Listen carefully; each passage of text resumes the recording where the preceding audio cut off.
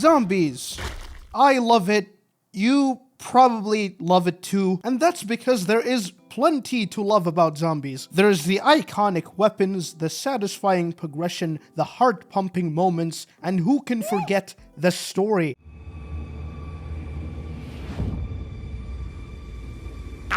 If you were to ask people what they like about zombies and what makes the mode great, you'll probably get hundreds of different answers. But in all likelihood, none of these answers includes the zombies game modes. Call of Duty Zombies game modes, or side modes, whatever you want to call them, have had a pretty lackluster reputation over the years. People either don't care about them or outright resent them, and the very few game modes that are liked are the ones that don't change the game too much. And even then, people would just rather play normal zombies instead. The main reason why is that Zombies is a game that provides such a distinct and fine-tuned experience that changing that in any way would either result in a worse experience or flat out transform it into something completely different. And people want to play Zombies because it's zombies and it's not anything else, and because of this it's pretty difficult to even convince the fans of Zombies to give these game modes a try, let alone sell them on how good these modes are. But despite that, game modes have somehow been a consistent staple of Zombies for decades. Every Zombies game since Black Ops 1, regardless of which studio made it, has had at least one game mode. And in two of these games, namely Vanguard and MW3, those game modes completely replaced traditional zombies. Game modes being this prevalent in Zombies despite their reputation intrigued me, so I've decided that I'm gonna make a video reviewing every single one of them and see if any of them are actually worth playing. Because if nobody is gonna do it, and rightly so to be honest, then I will. I will cover every single game mode in Zombies. All of them from Black Ops 1 to Black Ops 7, and all non-Treyarchs will be included. Join me as I take you through the history of Call of Duty Zombies game modes, where you see the good, the bad, and the completely forgotten.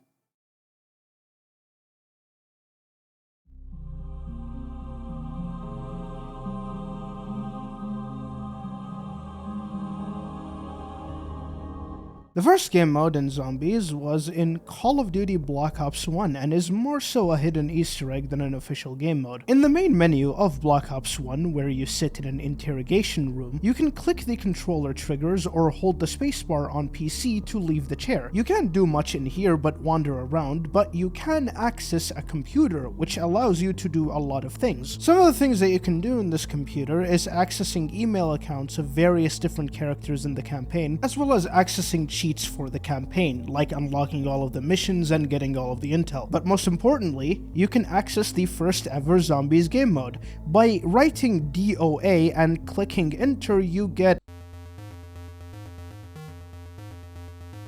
Some of you might be wondering, what the hell is this? Well, it's an arcade-style twin-stick shooter called Dead Ops Arcade. Dead Ops Arcade is fondly remembered by many who have played Black Ops 1, myself included. However, the mode isn't held at high regard, mainly because of its presentation. The fact that it was a hidden Easter egg and not an official mode made people not think much of it, and it looked like it was completely antithetical to what Zombies is. There's no doors to open, nothing to unlock, no attempt at an eerie atmosphere, hell, it's not even a first-person shooter. So, because of the context surrounding the mode, many people, myself included, did not think much of this mode. It was mostly looked at as a cool novelty that the game had, and that was really it. So going in, I was under the impression that there isn't a lot to it, and had no idea what I was really gonna experience. But after playing it for days, and finally beating it for the first time, I came out as a new man. An enlightened man. Dead Ops Arcade is a great mode, one of the most underrated in the series. The mode is surprisingly complex and difficult, but is also fun to learn and master. Let's start with its basics. Dead Ops Arcade is a wave-based twin-stick shooter, where you kill zombies and other enemies to progress through rounds. Your loadout consists of three things: an unlimited ammo LMG, a dash, and nuke. The dash allows you to speed through enemies in a linear direction, killing everything in your path, and the nuke, well, nukes the entire entire arena, killing every single zombie within it. You're only provided with a limited amount of these items, and in order to replenish them, you have to get them from drops. Drops will spawn all around the arena as you progress through rounds, and these include various different items. These include the aforementioned dash and nuke drops, as well as a bunch of treasure that you can pick up to increase your score. This will be important later. Temporary weapons like miniguns and shotguns, kill streaks that can kill zombies for you like the sentry turret, a chicken companion that emulates whatever gun you currently have and will shoot alongside you, doubling the damage output, defensive items like barrels that can rotate around you and kill any zombie that gets near to you, and the best thing ever, turning into kill streaks.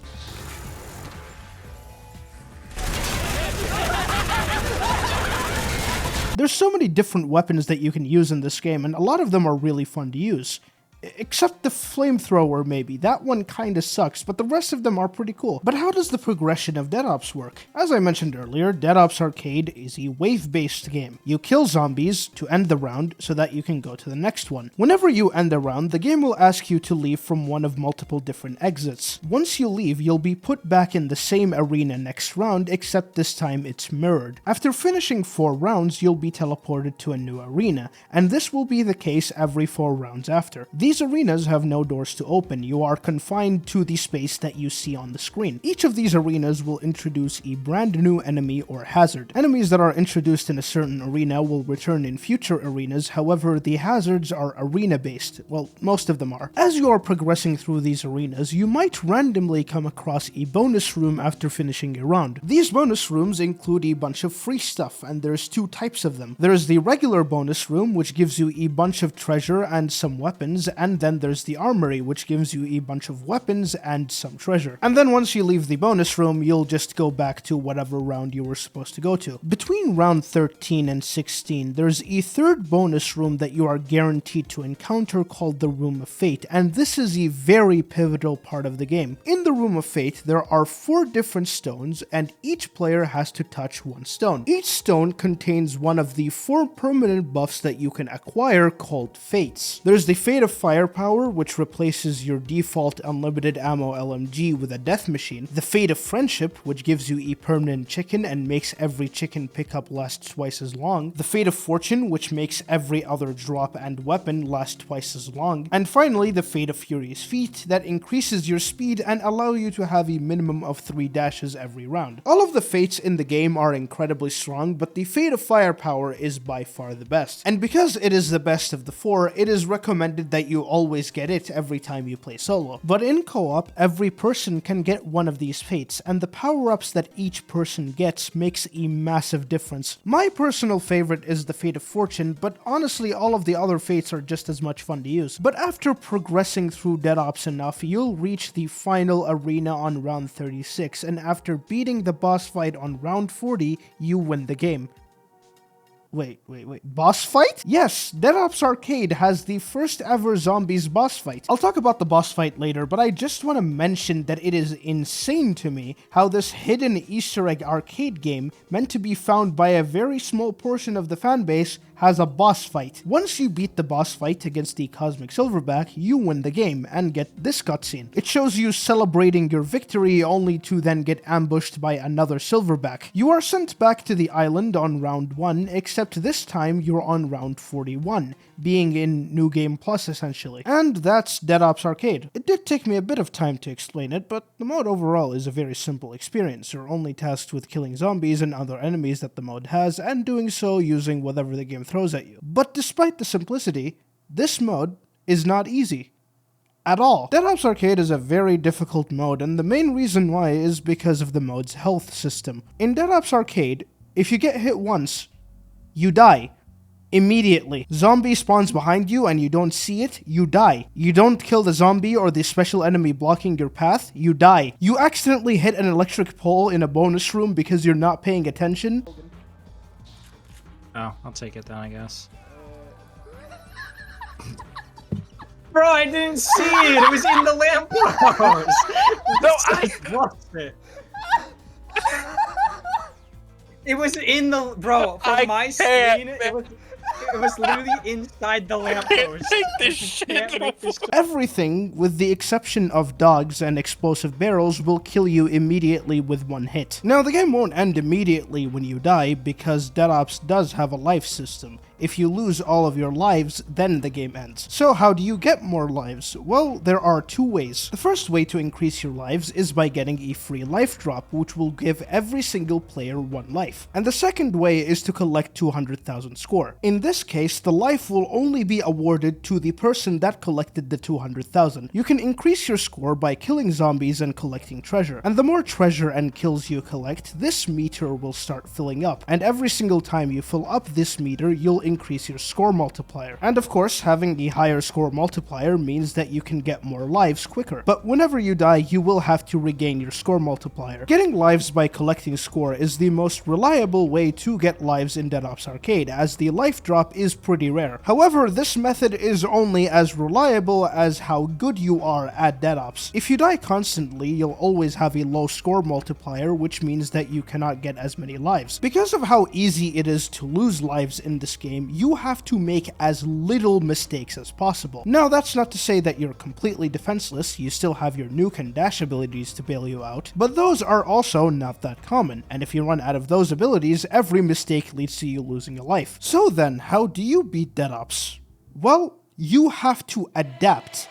Adapt to every single arena. The most reliable way to stay alive is by constantly moving, avoiding getting hit, and if you ever get surrounded, you either have to go through the smallest gaps or kill zombies to create an opening yourself. However, every arena has a different layout, different spawn points, and introduces new enemies or hazards. So you have to learn those layouts and the best way to stay alive within those arenas in order to beat them. Not only this, but you also have to get used to the top-down view and the controls. And that isn't easy either. Personally, I've never played a twin-stick shooter before this, so learning for the first time was another challenge that I had to do. There's so much happening on the screen, making it hard to determine what should be focused on, and aiming or moving in the exact direction that you want is much harder than it is in first person because you cannot make any adjustments in the settings or get any form of aim assist. And that's all in solo. I haven't even talked about co-op yet. In co-op, you have a lot less space to work with because you have to share the arena with your teammates. And you also get a lot less lives in co-op as you have to share the treasure and the zombies kills with your teammates. Not to mention that items also must be shared, and the amount of zombies that spawn in are much higher than they were in solo. But most importantly,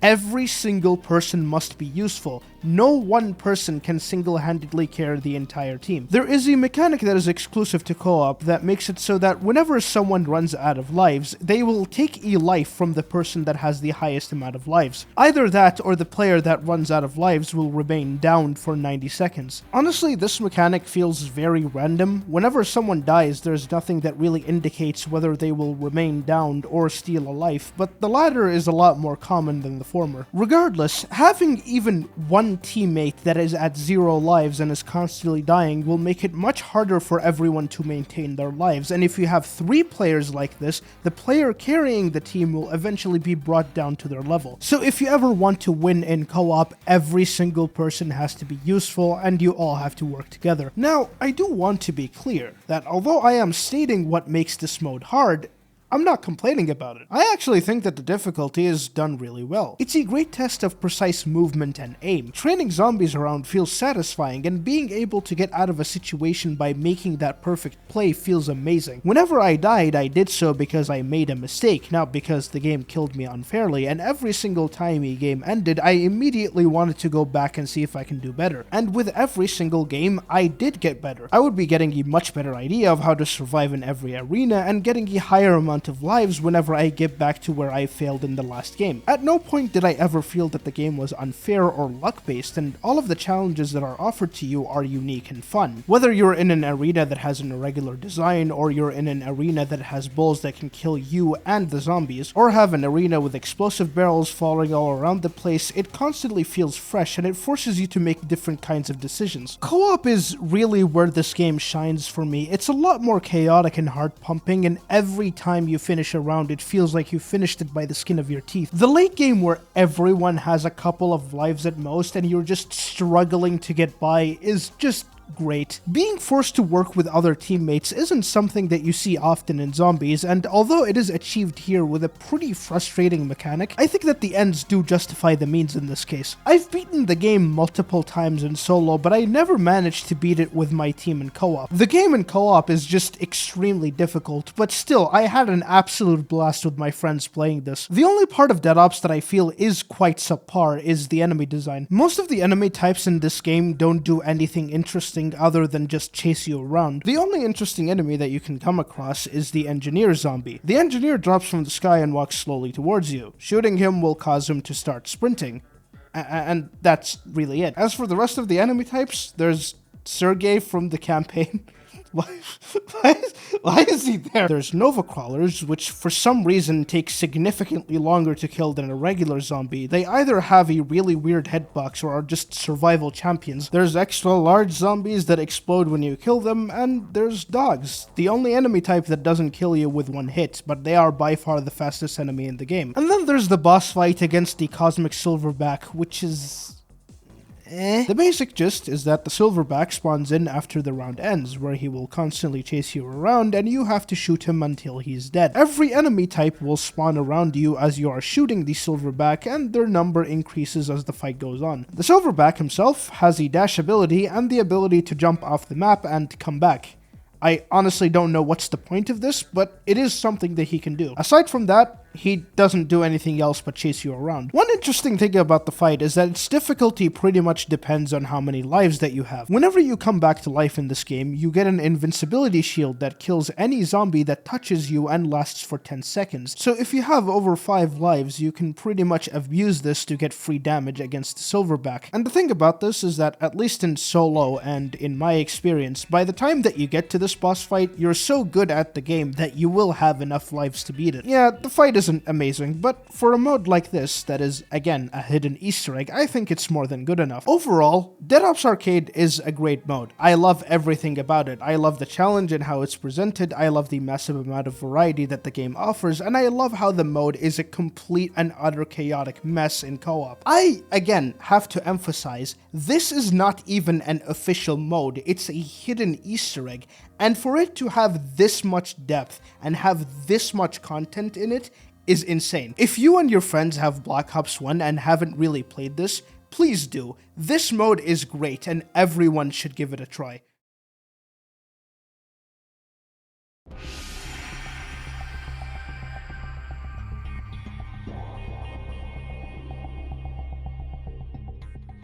With the release of Black Ops 2, we get the first official game mode in Zombies, and unlike Dead Ops, this game mode takes place in regular zombies. Still, this mode is one of the more unique modes that we've ever gotten, and that mode is Grief. Grief takes place in the survival maps of Black Ops 2, and it turns zombies into a PvP mode. Grief has 8 players split in 2 teams that go against each other, and in order for one of the teams to win, they have to outlast the other team. The win condition is that one of the teams has to die completely and the other team have to end the round with at least 1 player alive. If every single person in both teams die, then all players will respawn back. Grief plays exactly the same as a regular zombies match. You know, starting with a pistol, getting points from zombies, getting wall weapons and perks, opening up the map, that type of thing. But the difference is that during a match of Grief, you have a few different ways to, well, grief the opposing team. Whenever you shoot someone in the opposing team, their movement will be slowed down to almost nothing. Knifing them, on the other hand, allows you to slightly push them, which can be used to push people off ledges or stop them from reviving teammates. Additionally, there is a brand new drop called Meat. Picking up that drop will give you a piece of...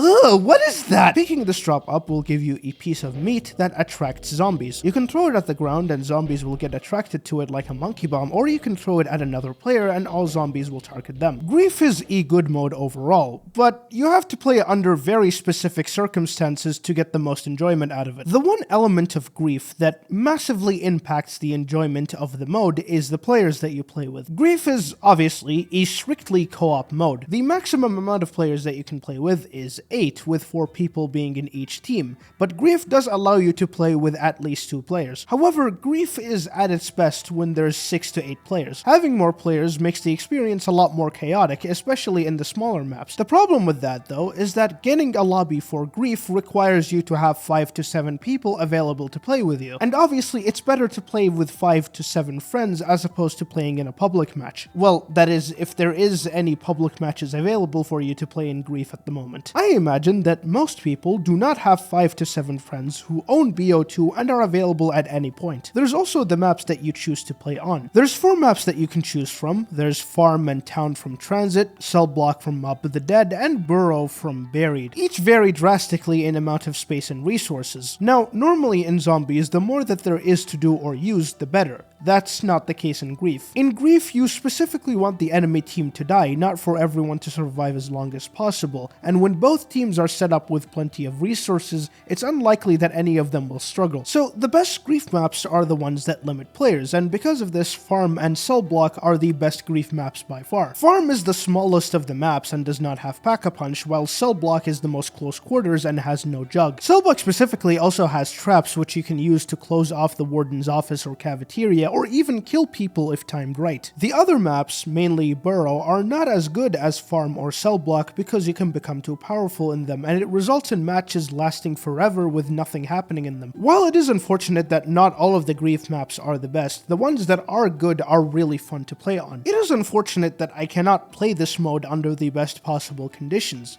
but whenever I am able to play under these conditions, this mode is a blast. When both teams are trying to revive their teammates, or when there's only one person in each team and all of the dead players are cheering, or when everyone dies and all respawn together, or when there's 2 people just harassing each other, these are just magical moments. It's really a unique experience that you just don't get anywhere else in Zombies. Grief may not be a perfect mode, but for the first and only PvP mode that was introduced to Zombies, I think it was a great first attempt at it.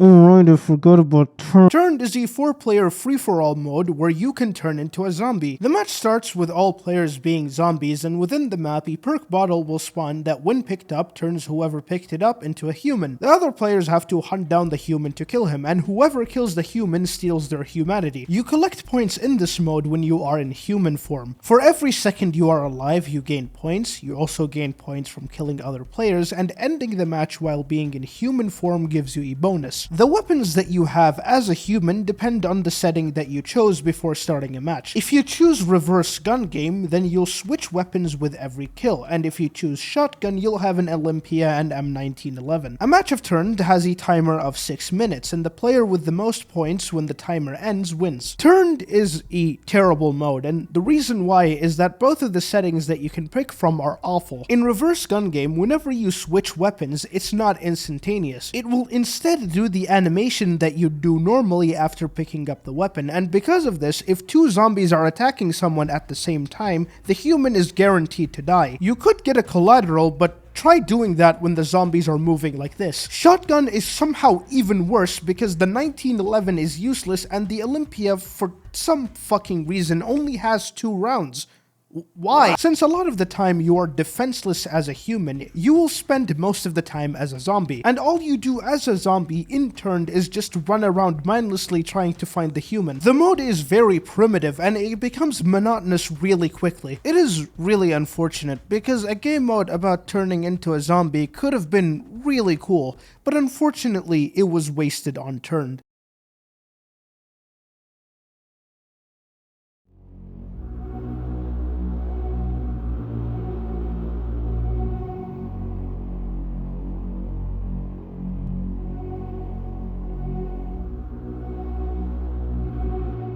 Advanced Warfare Zombies. Advanced Warfare does have one game mode available in the final DLC map, Descent, and that mode is not available right away. You have to unlock this game mode by doing Descent's Easter egg or main quest. If you don't know what that is, basically it's a sequence of random hidden objectives that you have to do to be rewarded with something, mainly story details, but occasionally you do get other rewards. It's how you beat the map essentially. Almost every single Zombies map has an Easter egg. Some of them are good, some of them are great, most of them suck.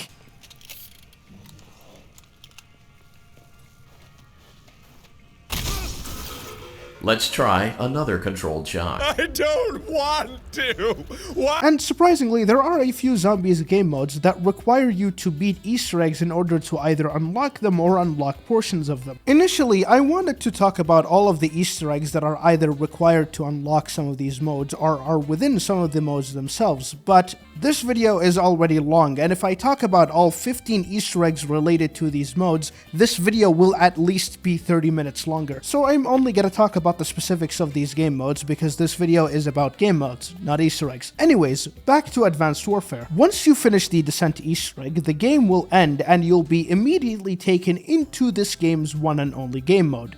Double Feature. Double Feature mode is essentially just a difficulty amplifier. In Double Feature mode, you have a black and white filter, every part of the HUD is removed with the exception of the point counter, zombies have more health, how much more isn't specified though, and most importantly, points are only earned by getting kills. What I mean by that is that normally you'd be able to get points by damaging zombies, either by shooting them or knifing them, but now when you shoot or knife zombies, you no longer get points. The only time you ever get points is by killing the zombie. I imagine a lot of you who are watching this video have never played Exo Zombies, so let me talk about one of the main aspects of the game. Exo Zombies has a very unique weapon upgrade system. Normally in Zombies, you'd upgrade your weapon by going to the Pack-a-Punch machine and paying 5,000 points. You have the ability to upgrade the weapon more than once, but the effect of that varies depending on what game you're playing. But the first upgrade is the one that changes your gun the most. You get a lot more ammo, you do more damage, and some weapons gain unique abilities. However, in Advanced Warfare, you pay 2,500 points to get a small damage increase as well as an ammo refill. And in order to get the maximum damage output, you have to upgrade your weapon 20 times. This is obviously an extremely tedious process, and in Double Feature, this process is made significantly harder because you don't get as many points. Thankfully, in Double Feature, Pack-a-Punch only costs 1,500 points as opposed to 2,500, but the process is still pretty tedious because, again, you don't get as many points. But other than that though, the mode plays pretty much the same as the regular mode. I don't know exactly how much the health of the zombies was increased, but to be honest, I didn't really notice it when I got into the later rounds. You also cannot do the Easter egg in this mode, so essentially, Double Feature is just Advanced Warfare, but slightly worse. The only thing that I can really say about Double Feature from Advanced Warfare Zombies is that it's certainly one of the game modes of all time.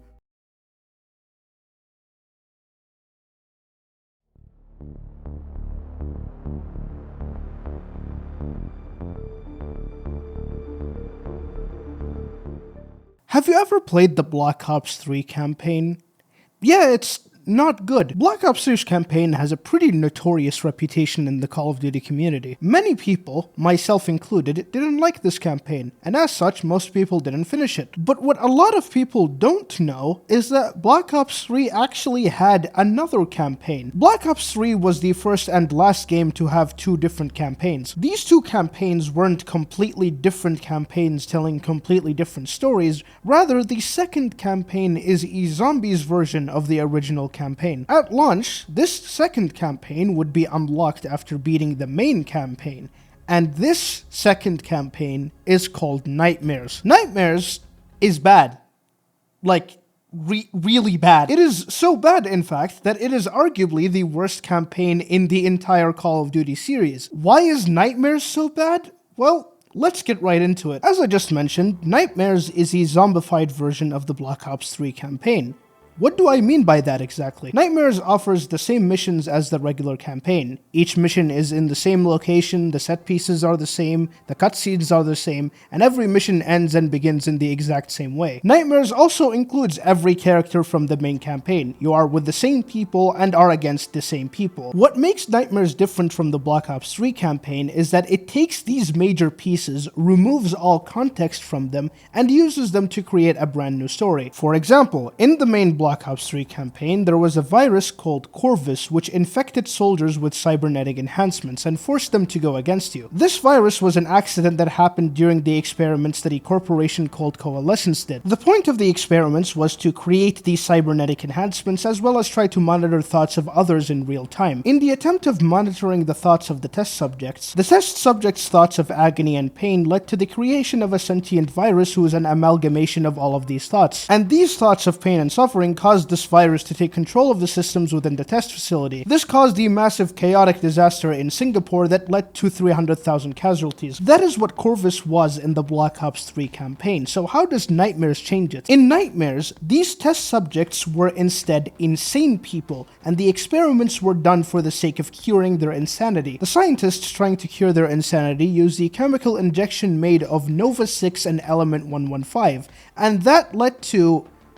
oh my god, I can't believe I'm reading this. And that led to a gateway to an evil dimension called Malum opening within the server of the lab.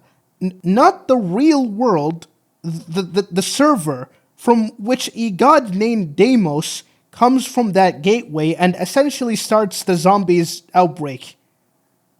If you think that's silly, don't worry, we're only getting started. That's one of the main examples of how the context is changed in Nightmares, but there is a lot of small ones. For example, the mission that takes place in the train in the original campaign was a simulation, while in Nightmares it's a retelling of events that did happen. Missions are also told out of order for the sake of the new story, and in some cases the names of the characters and what they represent is changed as well. For example, this guy is the Egyptian minister in the main campaign, but in Nightmares he is the scientist that found the cure for the zombies outbreak. The idea of retelling events of the campaign in a completely different context is novel and could have worked if it was done properly, but an idea is as good as its execution, and Nightmares' execution of this idea is, to put it lightly, horrendous. First, let me emphasize something that I said about this campaign. The missions are the same. The characters and whether they are friend or foe, and which friends turn into foes and vice versa, is the same. And every single cutscene is exactly the same. The first of the big problems that we have here is that the narrative is completely predictable. You know exactly who dies, who lives, who gets controlled by who, that sort of thing. Hell, a lot of the key plot points are the same as the regular campaign. Like, for example, Taylor and his team is being controlled by a virus. You have to then track each of them down to find Taylor. In the process, he gets slowly infected by it as well. That is also exactly how it goes in Nightmares. And because of this, it's impossible to get invested because you know what's gonna happen, especially if you played these campaigns back to back. And the second and biggest problem is that trying to tell a brand new story without altering a single set piece or cutscene in any way puts extreme limitations on the storytelling methods. Nightmares might have the worst storytelling method I've ever seen in any media, not just games. And you might think that's a massive over-exaggeration, but let me explain it. In Nightmares, there's only 3 characters that have voice lines. The main protagonist, who doesn't have a name and is literally called Player, Deimos, the main antagonist, and his sister Dolos, who appears in the latter half of the campaign. Some of you might be wondering, aren't the cutscenes exactly the same? That means that all the characters are present and they are talking in them, right? So how is it that there's only 3 characters that speak in the entire campaign? Well, the answer is that in every single cutscene, all of the dialogue from all of the characters is muted. The way that this works is that the 3 aforementioned characters that do have dialogue talk while the gameplay is in the background, similar to a YouTube video. You see how I'm speaking right now while the footage is playing in the background? Yeah, that's the game. Coalescence. Enhance yourself for a better tomorrow. They'd been the forefront of technology, always wanting to improve the individual, the future of you. What happened? What went wrong? The Coalescence disaster happened. Virus 6115 spread throughout Singapore and strains popped up all over the world. As you are playing a mission, the player character talks about why the mission is taking place, what the objective is, context surrounding enemies and teammates, and will constantly talk for the characters who are muted, explaining what they said and what they are feeling. The player character talks about these things all in very excruciating detail to make up for the lack of dialogue, getting to a point where very frequently she explains things that you can tell by just using your eyeballs. We cleared the plaza. All that was left was to get inside.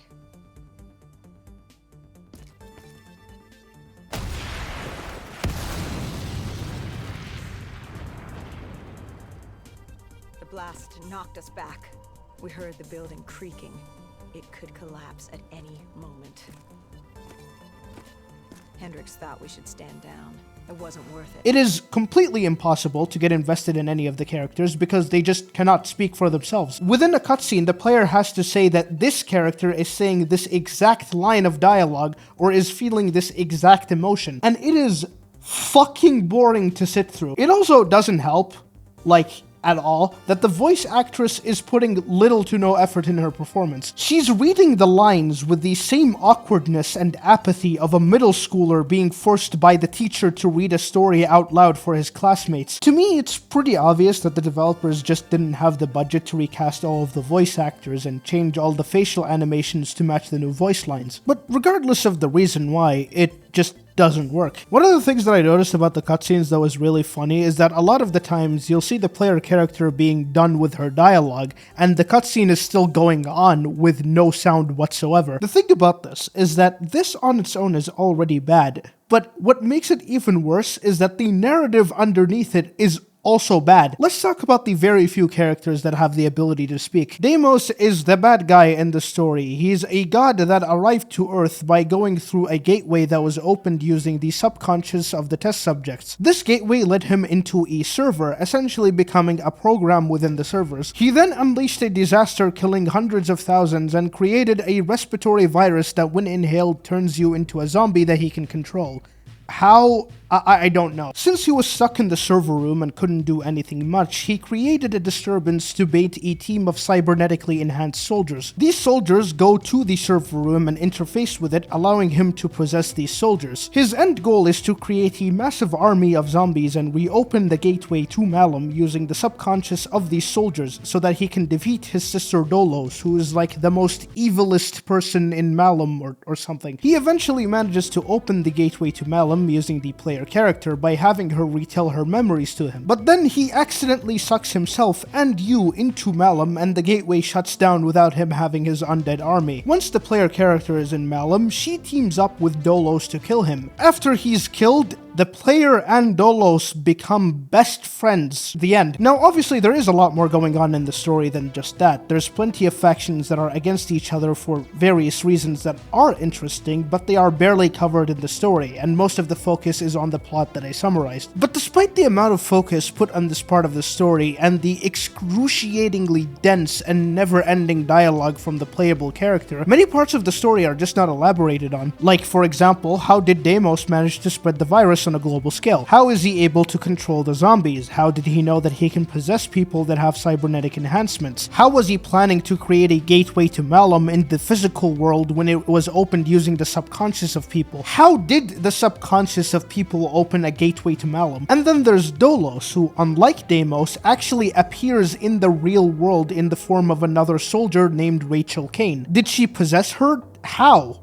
When? The game almost never goes out of its way to answer these questions, and what's aggravating is that it instead constantly talks about things that are happening right in front of you. The narrative, primarily because of the way that it is told, starts to lose you really quickly within just the first mission, and sitting through it for over 7 hours was one of the most painful experiences I've ever had in Call of Duty. But you know, the gameplay is all that matters, alright? The story might be bad, but if the gameplay is just as bad.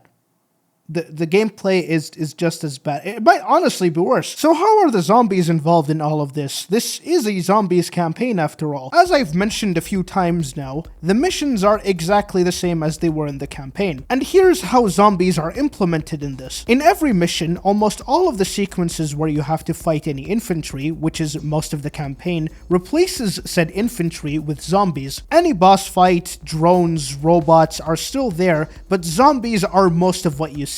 Alongside the zombies, occasionally you'll see parasites and meatballs from Shadows of Evil. Fighting zombies in this mode is extremely boring and repetitive. The things that make them boring to fight is that 1, their spawn rate is insanely high and they spawn everywhere. 2, you don't get any points or any form of currency when you kill them and instead get random drops that a lot of the time aren't that useful, so engaging with them is a lot less rewarding. And 3, the areas that you fight zombies in are huge, so you can very easily evade evade them. Hell, you can very commonly find areas where zombies either won't be able to attack you or pile up in a way that makes it very easy to kill them. This is because, obviously, the campaign is designed for you to fight people from a distance or behind cover, not constant close quarters encounters. It's also worth mentioning that in Nightmares you can use a boost jump, something that you weren't able to in the normal campaign, as such allowing you to literally jump over hordes of zombies without issues. The zombies also completely water down any and all interesting gameplay segments that were in the campaign. For example, in the mission Vengeance, there's a part where you are given a silenced Shiva and you have to sneak past a bunch of soldiers and pick them off when needed. In Nightmares, the stealth is completely gone from the mission because zombies start to track you immediately. None of the missions were changed to accommodate zombies, and because of this, the gameplay of every mission blends together, which is why I call it repetitive. In short, the zombies in Nightmares are nothing more than obstacles that block your way because they offer nothing when killed. And fighting them is not engaging because it's very easy to avoid them at all times, and as such they don't offer an interesting challenge. So in most cases, it's best to just completely skip past them and only kill them when it's required to open an area. And that is the entirety of the gameplay in Nightmares. You do nothing but move forward until the game stops you to waste your time fighting zombies in the most shallow way possible. So,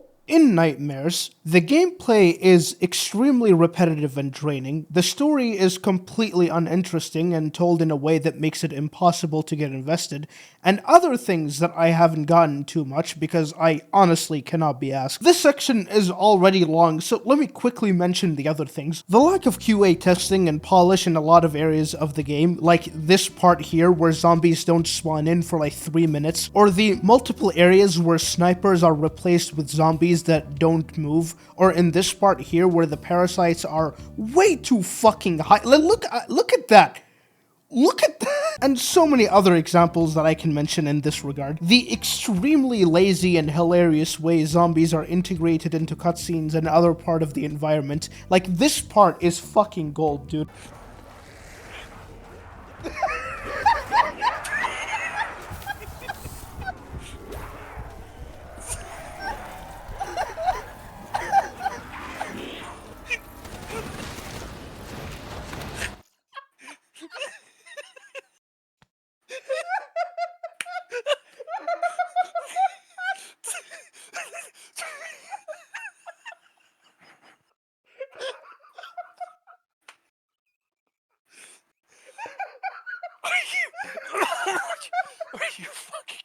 Terrible voice acting and extremely cringe dialogue from the very few characters that speak. The fact that there's little to nothing connecting this mode to zombies, like there's no wonder weapons in this mode. There's not even the ray gun. The only thing connecting this to zombies is that you start with a pistol and that's it. Oh yeah, right, I remembered. You can only use one gun in this mode. You can't even use two. I don't know why that's a feature. There's probably other things that I've forgotten about, but I think I've painted a pretty good picture of just how catastrophic this mode really is. Long story short, Nightmares might be the longest 7 hours of my entire life, and it is truly one of the greatest tests of willpower I've ever had to endure. If any of you think I'm exaggerating, please, play it for yourself. There is nothing that I can say, there is no words in the English language that can possibly portray how bad this mode really is. By the time that you finish this mode, I promise you, you'll think that I didn't go hard enough on it. That's how bad this mode really is. Dead Ops Arcade 2. That's right, they made another one. Is this Dead Ops Arcade better than the first one? Yes, I'm not gonna go into much detail as I did in Dead Ops 1 because the mode is pretty much the same, except that Dead Ops 2 does a ton of quality of life changes and a couple of major additions. The biggest change with Dead Ops Arcade 2 is that there is now more arenas. Dead Ops 2 has 6 additional arenas, which means that the game now ends on round 64. Not only that, but the arena design in this mode is a lot more unique realistic than the one in Dead Ops 1. Because of the increase in the amount of arenas though, the game is obviously much longer. Dead Ops 2 takes around 2.5 hours to beat, unlike Dead Ops 1 which took just over an hour to beat. Personally, I like this change. I don't think that Dead Ops 1 was short by any means, but extending it to 2.5 hours with more unique areas makes the mode feel deeper, and it isn't long enough that it becomes tedious. Another major thing that was added that I really like is the new upgrade system. Occasionally, red skulls or max ammos will appear in the arena, and these temporarily upgrade your weapon. A weapon can be upgraded twice, with the first upgrade increasing the damage and the second doing a higher increase with an additional ability. For example, fully upgrading the RPG will cause it to shoot small homing rockets, and fully upgrading the ray gun allows you to chain zombies with electricity and kill them. The fully upgraded guns in this mode are so much fun to use. It makes every single weapon a lot more useful. Except the flamethrower, which is still trash. The shotgun shoots a lot faster, the RPG is a lot more accurate, the ray gun is insane. Even the regular LMG is pretty good when it's fully upgraded. And finally, the last major addition is the Room of Judgment. Now, the 4 fates from Dead Ops 1 are back in Dead Ops 2, and with the Room of Judgment, you can actually upgrade these fates. Well, to be specific, one person can upgrade their fate. The firepower upgrade makes the death machine fully upgraded permanently. The Fate of Friendship allows you to get another chicken that doesn't emulate the gun that you're holding, but rather cycles between different guns in the game. The Fate of Fury's feats upgrade gives you a minimum of 4 speed boosts every round, and each speed boost leaves a trail of fire that damages zombies. And finally, the worst upgrade by far, the Fate of Fortune. This allows you to spawn in with a magnet every round that collects items for you and increases the max amount of live nukes and dashes and score multiplier from 9 to 10. I like the idea of the Room of Judgment, but there's 2 problems that I have with it. The first problem I have is only one person gets to upgrade their fate, and the rest can't for some reason. And the second problem is that the upgrades are clearly not equal here. The firepower upgrade is clearly the best one of the 4, so pretty much every single time you play this mode co-op, only the person with the Fate of Firepower gets to enjoy their upgrade. I'm fine with not all of the upgrades being equal, I'd just rather that every single person gets the upgrade. That's about it for the major changes. Now let's talk about the quality of life upgrades, and there is a massive list of them. There's a ton of brand new items, such as boxing gloves that allow you to spin like a Beyblade and kill everything that touches you, a black hole that kills every zombie within range and gives you a gem for every zombie killed, the ability to summon skeletons or a robot that fights zombies for you, the ability to turn into a robot, and the ability to turn into a fucking chicken mech.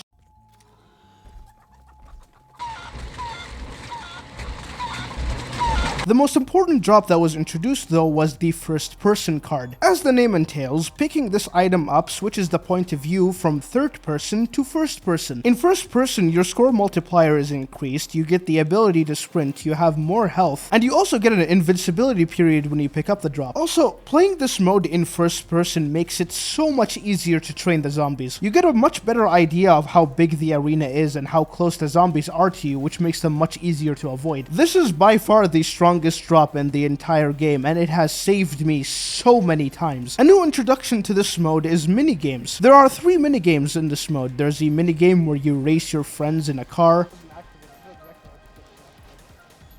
You should just like spam it when you get to that. Why are you going? Who's going backwards?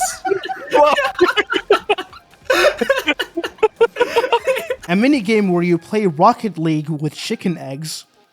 Yes, this is actually in the game. And a Pac-Man minigame where you can collect a bunch of gems. There's also more bonus rooms now, and each provide a unique set of items. The set of items are either completely random or something specific, like vehicles or nukes. There's also 2 mid-game bosses now. There's the Margwa and the Stone Guardian. Winning against the Margwa gives you a bunch of gems, and winning against the Stone Guardian allows you to go to the Room of Judgment. Speaking of bosses, the final boss of this mode is against the Cyber Silverback. The boss fight against this Silverback is pretty much exactly the same as the one in Dead Ops 1, so everything I said about that applies here. There's even new controls in this mode. Not only do you have the ability to discard the temporary gun or vehicle that you're holding, but you can also choose whether the camera follows you or the entire team in co-op. There's just so much new to this mode, and I haven't even covered everything. Overall, Dead Ops 2 is just a massive improvement over Dead Ops 1. which, mind you, was already good. This is just even better. Not only is it a massive expansion to the first game, it maintains the essence of what made the first one so good.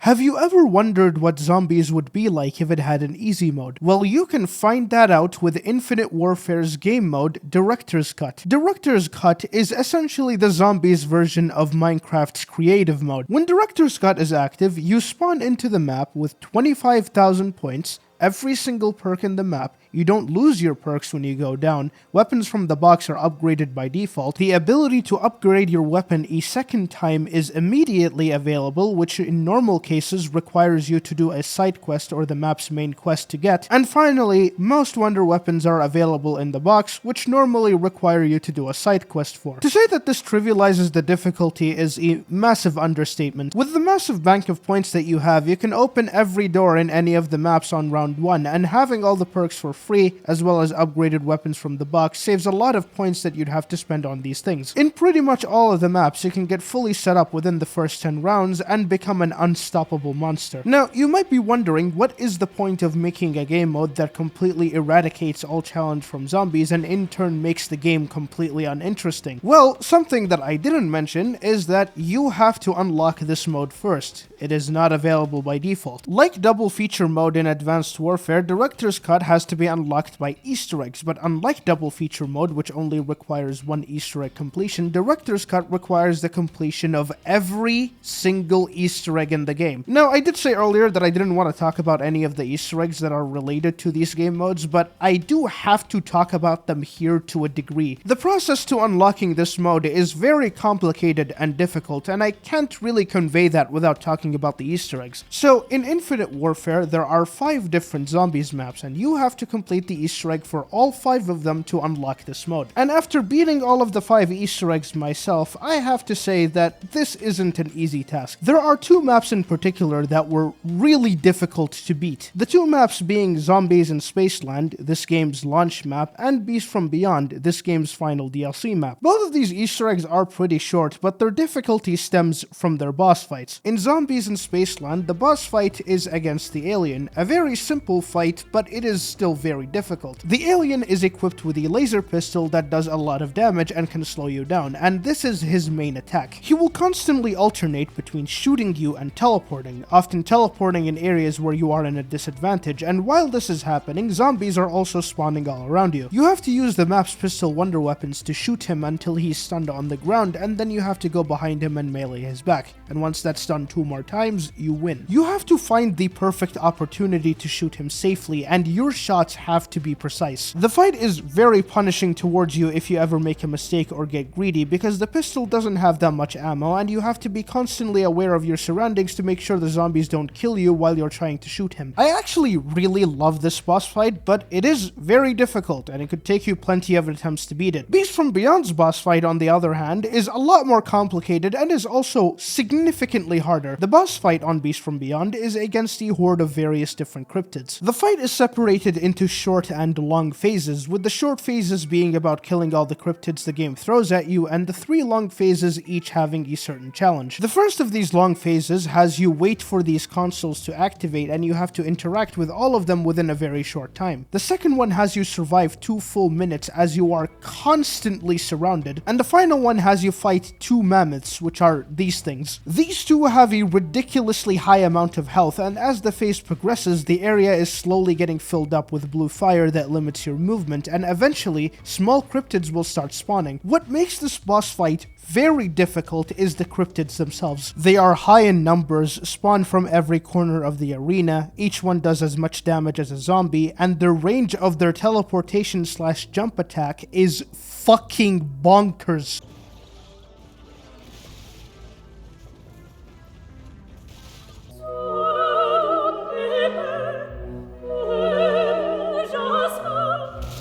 The last phase with the mammoths is especially hard, as the blue fire that limits your movements comes from the mammoths themselves, so you have to shoot them in specific locations while being in a safe location yourself in order to limit the amount of blue fire that gets in your way as you are constantly going all around the arena. But once you're done with both Easter eggs, the hard part is now over. You can very easily do the rest. Shell and Shuffle and Attack of the Radioactive Thing aren't difficult, but they are a hassle. So the steps in both of these Easter eggs are extremely complicated, and if you're doing them for the first time, you will be constantly looking at YouTube guides for locations of parts or symbols. Thankfully, Raven the Redwoods wasn't as complicated as the other two, and it is by far the easiest part of this entire process. I do have to mention that it is not necessary to beat these maps in a specific order. You can beat them in whatever order that you want. Personally, I beat Spaceland and Beast first because I wanted to get the hard part out of the way. I'd say that this took me about 12 hours of playtime to get, but if you're not a hardcore player, you'll probably take a lot longer in this than I did. But once you're done with all 5 Easter eggs, you can go back to Beast from Beyond and interact with this thing to activate Director's Cut. Now, whenever you're in the menu of Infinite Warfare, you can simply toggle it on and off. With how difficult it is to get Director's Cut, I personally don't mind it being a very easy version of zombies. Getting Director's Cut takes a lot of time and effort, and the game rewards you for putting in that time and effort. Plus, if you want to, you can put even more time and effort to get a secret boss fight that is only exclusive to Director's Cut. If you beat every Easter egg with Director's Cut, as long as Beast from Beyond is the last map you beat, you'll get sent to one of the most insane boss fights I've ever played through.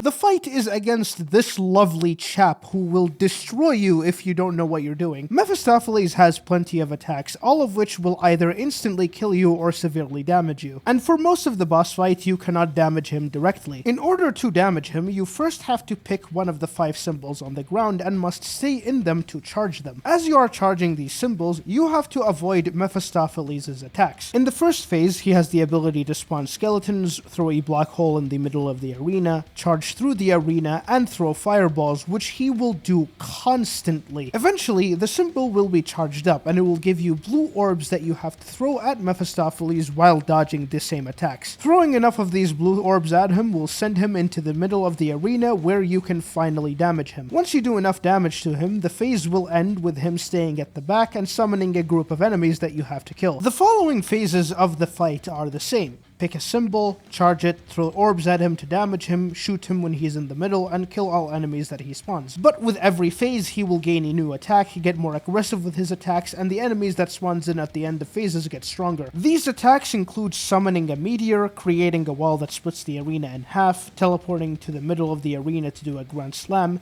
and his most ridiculous attack, creating a fire tornado in the middle that creates its own small fire tornadoes all around it. It is pretty much impossible to predict from which direction these small tornadoes come from, and dodging them when they're coming towards you is very difficult. But once all the symbols are charged up and you've damaged him, you are sent to the final phase. In this phase, you are targeting him specifically. You have to shoot him constantly until all 5 symbols are filled up again. Not only do you have to damage him while he's throwing all of his attacks at you, but you also have to deal with every single enemy type that you've killed up until this point. Mephistopheles is also so aggressive with his attacks by this point that he can do multiple attacks at once. When all 5 symbols are charged up, you have to interact with them in order to stun him and damage him one last time to end the fight. Pro tip, do not get carried away here and completely ignore him thinking that you've won, because you will die, like I did.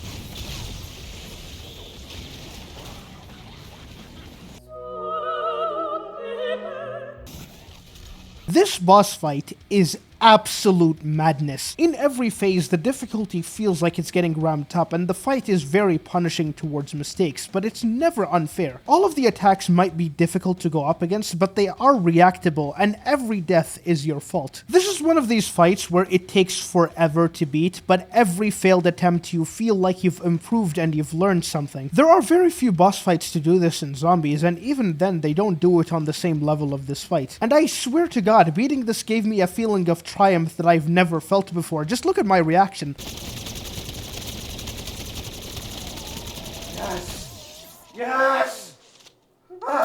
The only problem with this fight, though, is that the process to getting to it requires a lot. Not only do you have to beat every single Easter egg in the game twice, but you also have to beat the Beast from Beyond Easter egg every single time you want to do an attempt. I just wish that there was a way to play this boss fight without having to go through all of that hassle. If only there was a way. Like, for example, they maybe make a boss fight mode where you can play the boss fight without having to go. Infinite Warfare just so happens to have another game mode, and this game mode is boss fight mode. The concept of boss fight mode is very self-explanatory. Pick your boss fight, start the game, prepare yourself with whatever perks and weapons that you want, and begin the boss fight. Boss fight mode is less of a game mode and more so a convenience. It's perfect for trying the fights for the first time without the need of completing an Easter egg. It makes practicing these fights so much easier. It allows you to refresh your memory on how the fight works before attempting an Easter egg, and most importantly, it allows you to immediately jump into the action as opposed to going through a lengthy process. This is especially the case for Mephistopheles, which requires you to beat every single Easter egg in the game twice, as I mentioned. But to bring back the conversation to Director's Cut, I personally don't like playing with the mode. Personally, I'd much rather play the normal version of the maps because there's just more depth to the gameplay. But I still appreciate Director's Cut. It gives more content to the game to those that really enjoyed it, and it rewarded completionists with the ability to break the game,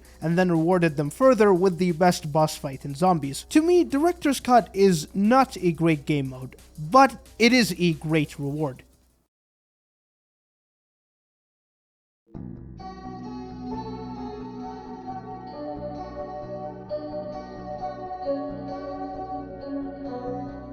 Alright, so far we're about an hour into the video, and we've seen plenty of game modes varying heavily in their quality. You know, we've seen good game modes, forgettable game modes, and game modes that should have never escaped the studio. But now we've arrived at what I consider to be, by far, the worst game mode I've talked about so far. Now you might be wondering, what could possibly be worse than Nightmares? Well, that mode would be the Tortured Path from Call of Duty World War II Zombies. The Tortured Path is the first and only game mode in Call of Duty Zombies to be the main content of a paid DLC. There have been a few game modes that I've talked about so far that were part of DLCs that you had to buy in order to access them. These game modes include Turned from Black Ops 2, Double Feature Mode from Advanced Warfare, and Director's Cut from Infinite Warfare. These modes, however, were the secondary pieces of content, only small add-ons to the main content of the DLC. In Black Ops 2, for example, Turned is an extra mode that came with the main content of the first DLC, which was Die Rise. The Tortured Path, on the other hand, is the main content of DLC 3 of Call of Duty World War II. The Tortured Path was the first game mode to be, for a lack of a better term, forced upon players, as it was one of the main pieces of content in World War II, and as such it is held at a much higher standard than the other game modes, which were small bonuses of either the games or the DLC. And unfortunately, the Tortured Path is one of the worst modes in the entire series. So what is the Tortured Path?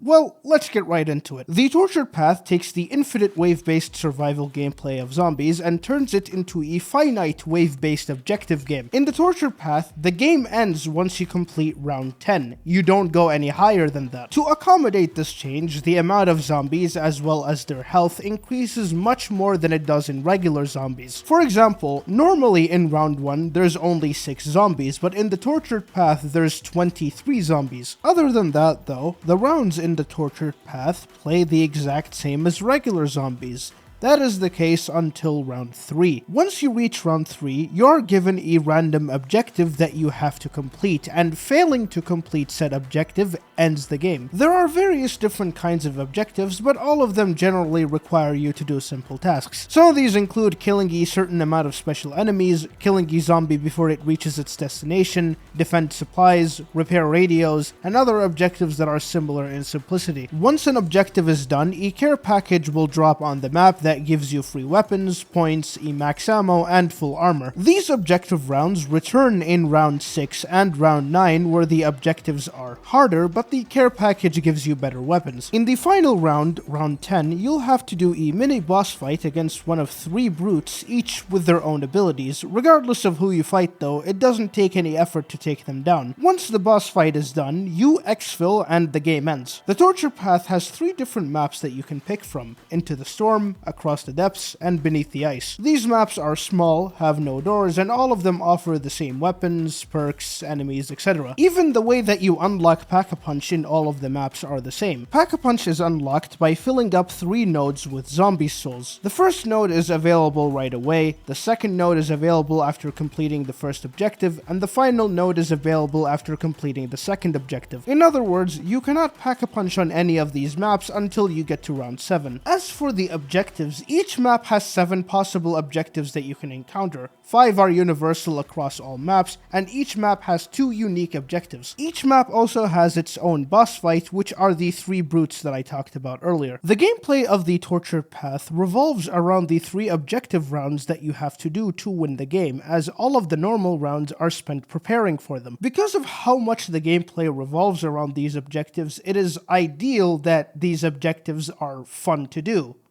which they are not. The objectives in the torture path aren't painful or tedious or unfair, but they are very simplistic and short.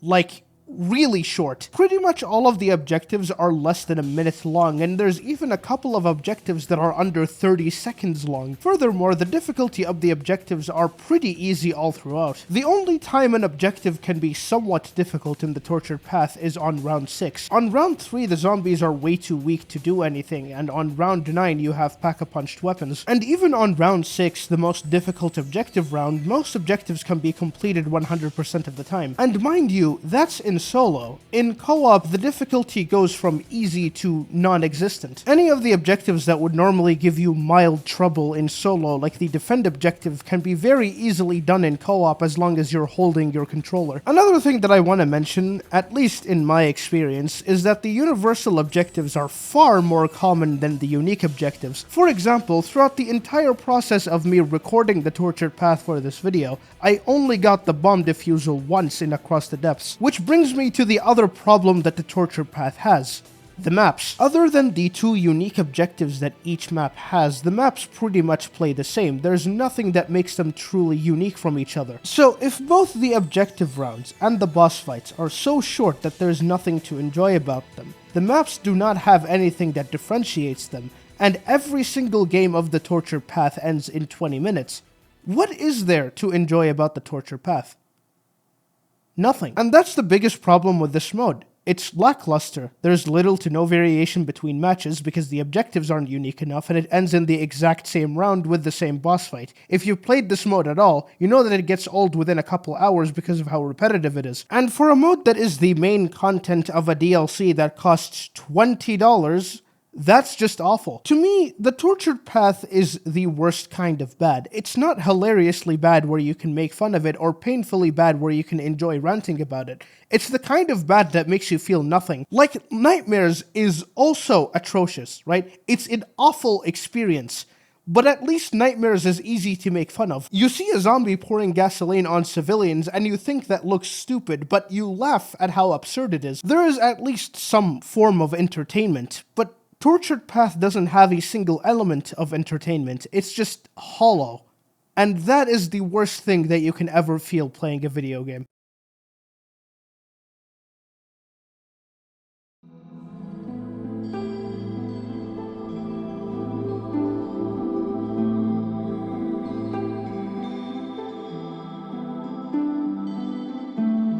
Have you ever wondered what it would be like if zombies had a simple mode? Well, you can find that out with Black Ops 4's Rush. Rush is, as Jason Blundell put it, is a game mode that simplifies the zombies experience to create a new tempo of gameplay. The way that Rush works is that you start in the spawn room and the game will lead you to a hard point near the spawn room. You have to stay there and kill a specific amount of zombies to end the round. Afterwards, another hard point will reappear in another area of the map that you have to go to and repeat this process, and this will go on continuously until you die or leave the game. As you are led around the map by these hardpoints, the map will slowly open by itself and you can grab resources as you're moving. Everything from weapons to perks to the pack-a-punch are all free. If everything is free, then what happened to points? Well, there is no points. The point system in Rush is replaced with Dead Ops Arcade's score system. You get score by killing zombies and picking up drops, and as you're collecting score, your score multiplier increases, and whenever you're hit by anything, your score multiplier decreases. You also get lives from the score like in Dead Ops, but the amount of score that you need to get a life is unspecified. Once you're fully set up in a game of Rush, you're essentially just led from one hardpoint to another forever, and that's the gameplay. Rush might be the most counterintuitive mode in Call of Duty Zombies. All that this mode does is that it dumbs down the gameplay of the maps by oversimplifying them, and I know that's the point, but it doesn't try to make the gameplay of these maps more interesting. There's no unique events or constant unnoticeable changes in difficulty or a large group of unique enemies to fight other than the enemies already present in the maps. Again, all you're really doing is playing these maps with automated progression and no agency. Honestly, I don't know what more I can say about Rush. It's just an extremely monotonous experience. Thankfully though, Rush is not the only game mode in Black Ops 4. There is another game mode called Gauntlet. Gauntlet is a challenge-based mode where you have to end each round while fulfilling a certain condition. If that condition isn't fulfilled or all players die, you get a strike, and that strike resets the round from the beginning. If you get 3 strikes, you lose the game. Gauntlet is available in each map, and the challenges are different in all of the maps. The challenges in Gauntlet range from ending the round with a specific weapon or item in hand, killing a certain amount of zombies in a particular way, having to finish the round while being in some form of disadvantage, and much more. One interesting thing about Gauntlet is that the challenges are not revealed to you before starting a match. So if you're playing Gauntlet for the first time, or you didn't look up the challenges before starting a match, you have no idea what to expect. And I really like this because it gives a nice feeling of curiosity as you're playing. The challenges, for the most part anyway, are pretty fun to do. As you're playing the match, you're constantly doing different things, and most of the challenges aren't egregious. A really cool part of Gauntlet 2 is that whenever you fail one and start another game, you can pause to look at the challenges that you've completed before, allowing you to take measures to prepare for them. I genuinely enjoy this mode.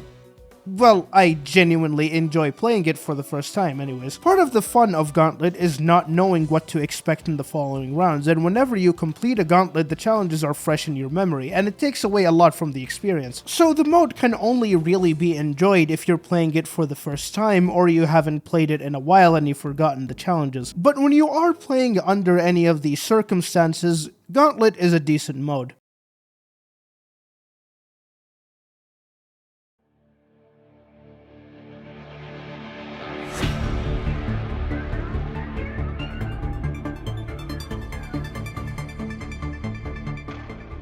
Every game mode that I've talked about so far has been a small bonus of a larger game. They were experimental side modes that didn't take massive chunks of the development time, with the exception of Tortured Path, and even that had its maps repurposed into survival maps. But now I'm gonna talk about the first genuine attempt at a game mode that would evolve zombies, and that's Outbreak. Outbreak attempts to evolve zombies by turning it into an open-world objective mode. Outbreak was the first zombies game mode to be a massive success, not only because of its appealing concept, but also because of the amount of support that it got. However, Outbreak's success did not come from the zombies community. Rather, it came from a completely different audience. It mostly appealed to people who are either new to zombies or didn't like the normal round-based zombies. The zombies community, on the other hand, were pretty dismissive of it at launch and would come to resent it when it started getting more support than round-based. How is it that a mode can be loved by so many and yet be resented by others? Well, let's get right into it. So how does Outbreak's open world work? In the first round, you spawn in one of 8 massive maps, and an objective will be marked somewhere in this map that you have to complete in order to progress to the next round. These maps include the main objective, 3 optional side objectives, and numerous loot chests that give you weapons, equipment, and salvage. Also scattered around the map is the Pack-a-Punch, the armor stand, Wonder Fizz, and crafting table. As for the zombies themselves, they have received a ton of changes in this mode. mode. The first is that zombies no longer constantly spawn around you at all times. Instead, the zombies and other special enemies are scattered across the map in groups. And furthermore, they won't follow you unless you shoot them or get too close to them. Another change that was done to the zombies, akin to the torture path, is that the outbreaks rounds are different to the normal mode. The health, damage, and speed of zombies increases much more per round than they do in the normal mode. So much so that by round 6, the zombies are super sprinting, which normally doesn't happen until round 50. The biggest change done to the zombies, however, is the amount of points that you get from them. Normally in Cold War, you'd get 90 points per kill and 115 per headshot or knife kill. Now it's been changed to 25 and 35 points respectively. This, alongside the zombies not constantly spawning around you and instead placed in specific areas of the map, drastically reduces the amount of points that you normally get from killing zombies. So how are you supposed to get a lot of points in this mode?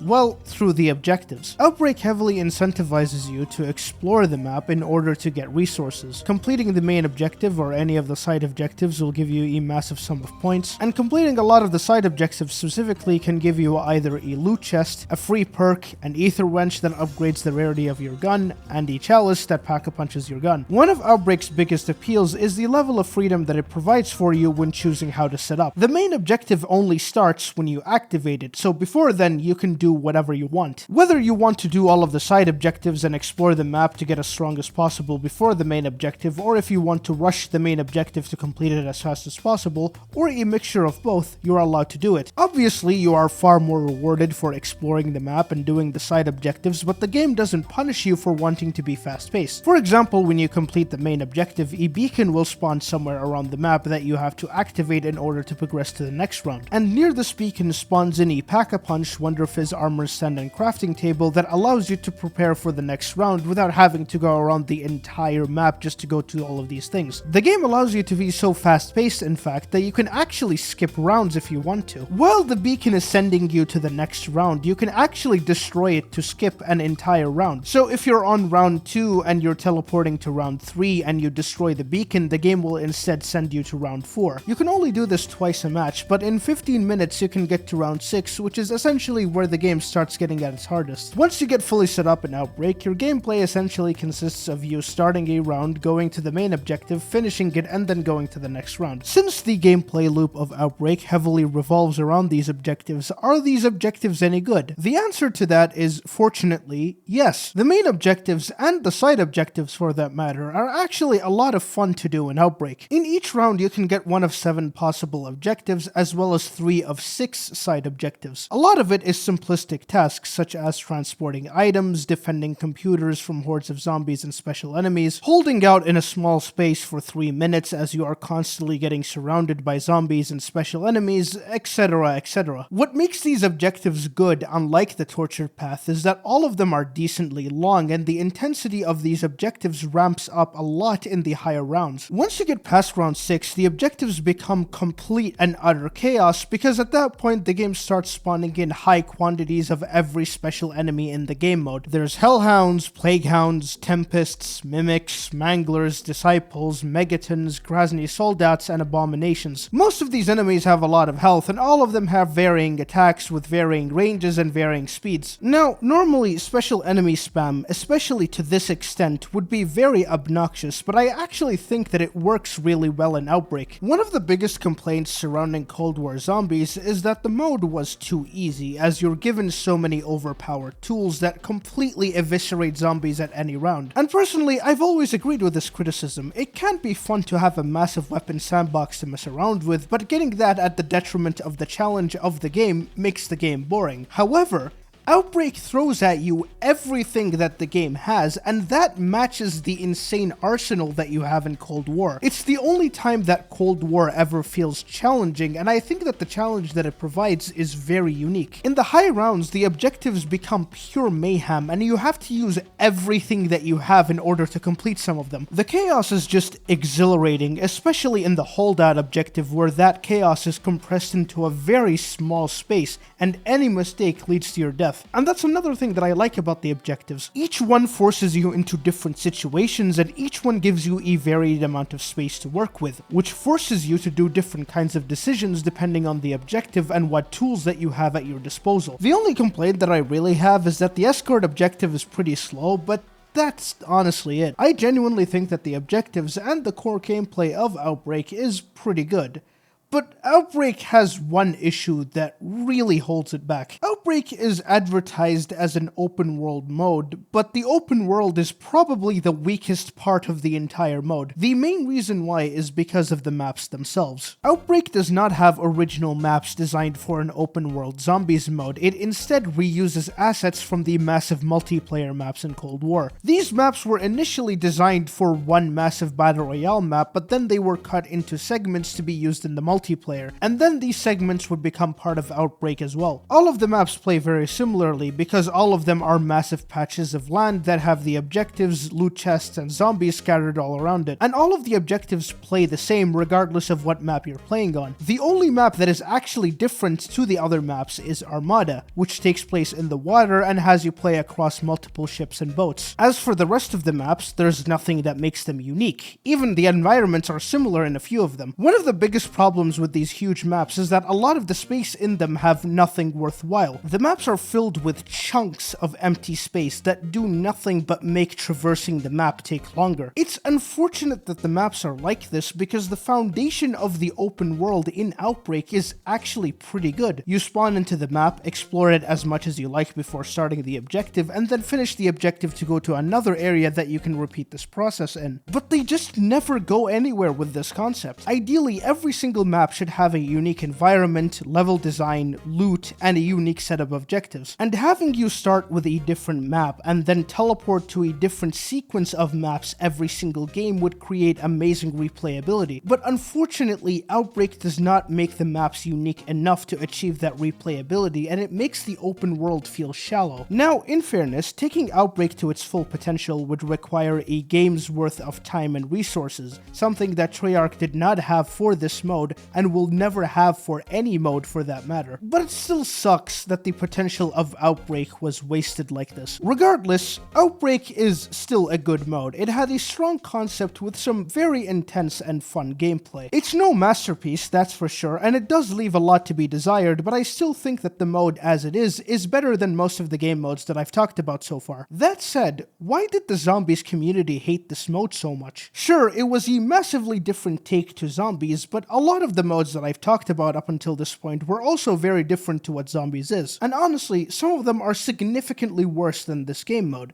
So why did this one in particular get a lot of hate? Well, it was the favoritism that the mode was clearly getting over round-based. When Outbreak first came out, it only started with 3 maps and 5 objectives. But over the year of Cold War's life cycle, Outbreak would get more major updates than anything in zombies. Throughout the year of Cold War's life cycle, Outbreak would receive more maps, more objectives, more side objectives, and more enemy types. When Outbreak was getting this level of support and round-based was getting nothing for almost 5 months, it started to look like Outbreak was replacing round-based. What I noticed about all of this is that Outbreak was initially treated like the rest of the game modes. People were either dismissive of it or didn't even bother to give it a try. But when Outbreak became the main focus of zombies, that's when people started to hate it. And what this really showed to me is that people don't want zombies game modes. People only want to play zombies for the experience that it's known for. They don't want anything else. So making game modes for zombies is pretty much a lose-lose situation. And to me, that means that making game modes for zombies, regardless of how good they can be, is nothing more than a pointless endeavor. Dead Ops Arcade 3. That's right, they made another one. Is this Dead Ops better than the other two? I don't mean to say that Dead Ops 3 is a bad mode, it's not even close. There are a lot of things that I love about this mode, and at its best, it is better than the other two. But there are a few problems with this mode that really annoy me and make it difficult to enjoy at times. Let's get right into it. So, Dead Ops Arcade 2 made a bunch of changes to the mode that are small and big. Dead Ops Arcade 3, on the other hand, does not make as many changes, but the changes that it does make are pretty massive. The most notable addition in Dead Dead Ops 3 is The Wild. The Wild is an open-world exploration segment where you can encounter numerous enemies, hazards, parkour segments, secret bonus rooms, and a bunch of items scattered throughout, such as treasure, nukes, dashes, lives, even bonus fates. And bonus fates allow you to have a second fate power-up alongside your main one, which is insane. The Wild can be encountered in various different points during the game, where you're either going to be forced to or have the option to teleport to the Wild after finishing an arena. Every time you teleport to the Wild, you'll be sent to a different zone with different level design and different enemy types. Once you spawn into the Wild, you'll be put in a main path that at the end of it is a teleporter that will send you to the next arena. But as you progress through this path, you have numerous other secondary paths to take and explore. However, a lot of these paths are locked, so in order to access them, you'll need a brand new item. The key. Keys are stored alongside nukes and dashes, and they are by far the rarest item in the game. You can use these keys to open gates that are in the Wild, which grant you access to a bunch of different areas. Some of the areas that you can access are small, others are huge, and what's really cool is that if you can get enough keys, you can actually access the zones that you'd normally encounter later on in the game, because all of these zones that you can teleport to in the Wild are actually interconnected into one gigantic space. So, for example, the segment that has the Room of Fate in the Wild is one that you'll teleport to on round 20. But that segment of the Wild is connected to the segment that you teleport to on round 4. So if you and your team manage to get enough keys, all of you can get a Fate by round 4. I think that the Wild is great. The exploration is done really well with a bunch of secret areas to find. It feels rewarding to explore with all the loot that you can get. And the game does not force you to explore the entire area, as you have the freedom to just go up the main path to get out of the Wild quickly. Plus, it appears 4 times in the entire run, with one of the times being optional. And since you don't see the Wild that often, and when you do see it, you spend a lot of time in it, it makes the segment more special and less forced. And it becomes something that the player is always looking forward to get resources, especially with how difficult and ruthless this game can be. The only problem that the Wild really has is that the loot that you find isn't that unique. Other than the bonus fate that you might find on rare occasion, all that you can really get out of the Wild is lives, nukes, and dashes. That said, the open world design is way better than what you'd expect from a mode like this. The Wild is great. But what about the main gameplay itself? Let's first start with what was added. 2 new fates were added to this mode, the Fate of Divine Chalice and the Fate of Divine Shield. The Fate of Divine Shield allows you to spawn in with a defensive item like the saw blade or the boxing gloves every single round, and all of these defensive items will last 60% longer. And the Fate of Divine Chalice is by far the worst fate in the entire game. All that it does is that it makes it so that you only need 150,000 score as opposed to the regular 200, and allows you to hold 10 lives instead of 9. You also have the ability to heal faster, which is kind of pointless when almost everything in this game kills you with one hit. This can be good as a second fate, but as your main fate, you should pick literally anything else. Speaking of which, you, as I mentioned earlier, have the ability to get 2 fates in this game. The first way is by getting it in the Wild, which is extremely rare and almost never happens. But not to worry, there is a second way that guarantees that you get a fate. The Room of Judgment is back in this mode, and unlike DOA 2's Room of Judgment, which upgrades your fate, DOA 3 instead gives you a free second fate. I honestly like this way more than DOA 2, as you now have the potential to experiment with various different builds. The thing is though, you get to the Room of Judgment after you beat the game. Why? Do you have any idea how much more fun this game would have been if you were able to experiment with various different combinations of fates? But other than that, not many things have been added to this mode. There's only a couple of items, like the top hat which clones you, a crossbow that shoots discs, and an arcade machine that guarantees a bonus room next round when you pick it up, but that's about it. The enemy types this time are based on various different enemy types from Black Ops 4. None of them are that noteworthy other than the Gladiator from 9, who is the first common ranged enemy type in Dead Ops. The rest are all melee-based enemy types that don't do anything that interesting, and the only exceptions to this are the mini-bosses like the Werewolf, Giganese, and Whitefather. As for the end boss fight, you go up against the Mama Back this time. And is she any different? No.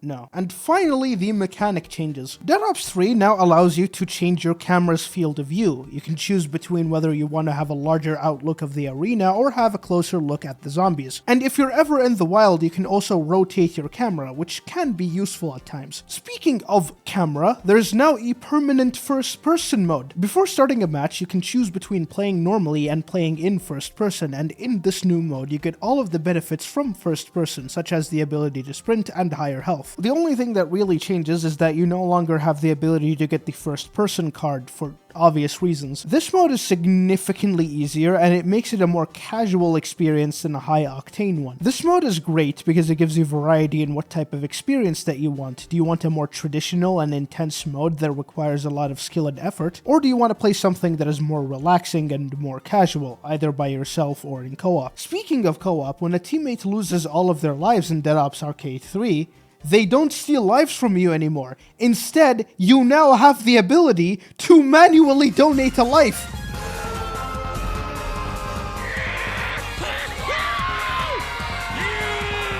A lot of the additions and mechanic changes added to Dead Ops 3 were great, but there is something about this mode that I haven't brought up that I really dislike, so much so that I think this mode is inferior to the other two.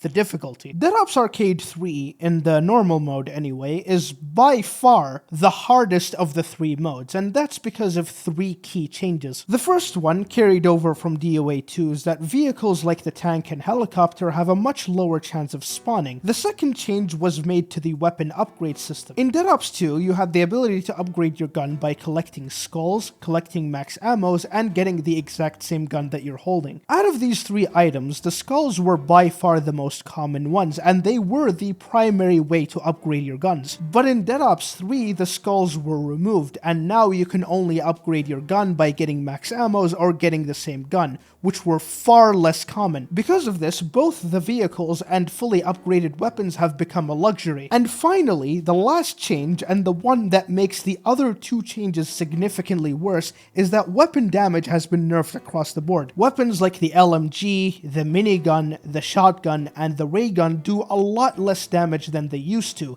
especially the ray gun.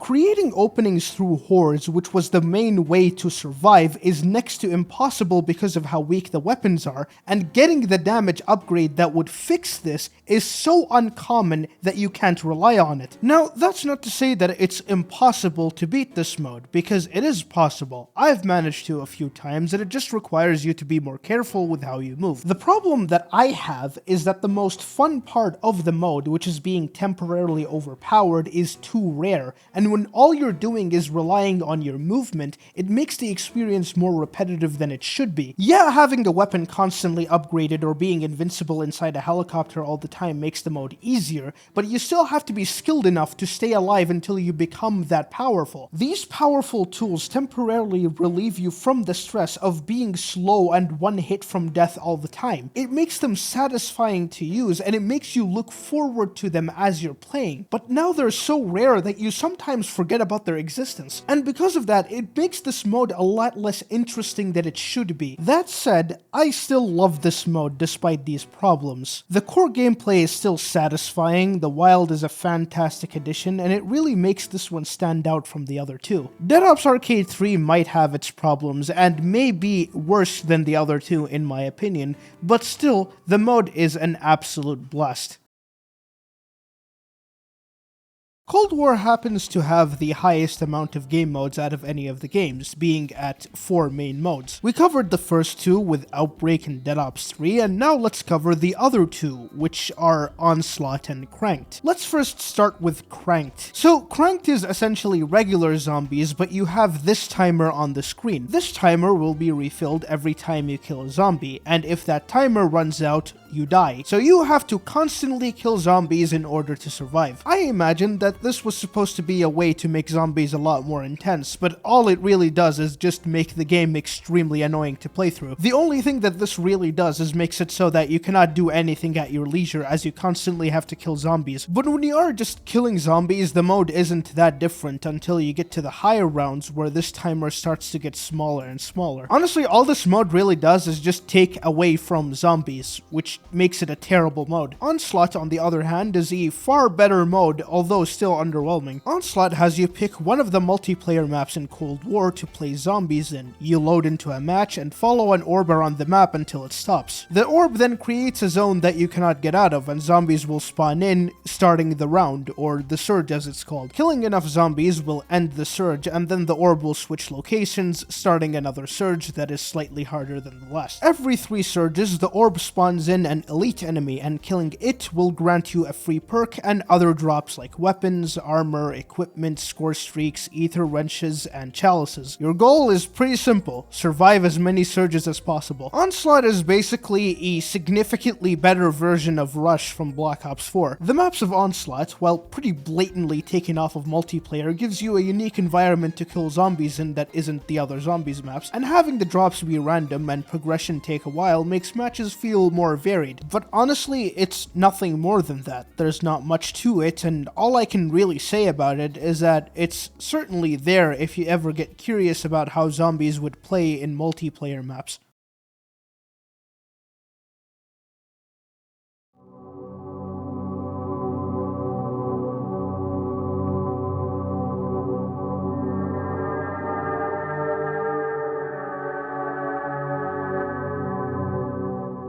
Ladies and gentlemen, we are here.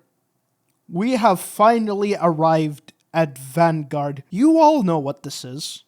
You guys know how bad it is, and you're all expecting me to rip into it for the next half hour. But I am here to surprise you and say that Vanguard is actually the greatest thing. Let me tell you guys something. The first time I've ever played this mode was actually a couple months ago. I did not own this game, and I really did not want to buy it. I actually was planning to skip over the game because I thought it would be really hilarious, but I felt like I had to pay the $20. I bought this on sale. Fuck off if you think I'm getting this for $70. But I felt like I had to pay the $20 for the sake of this video and for the sake of you guys. So, is this mode as bad as people... Yes. Yes.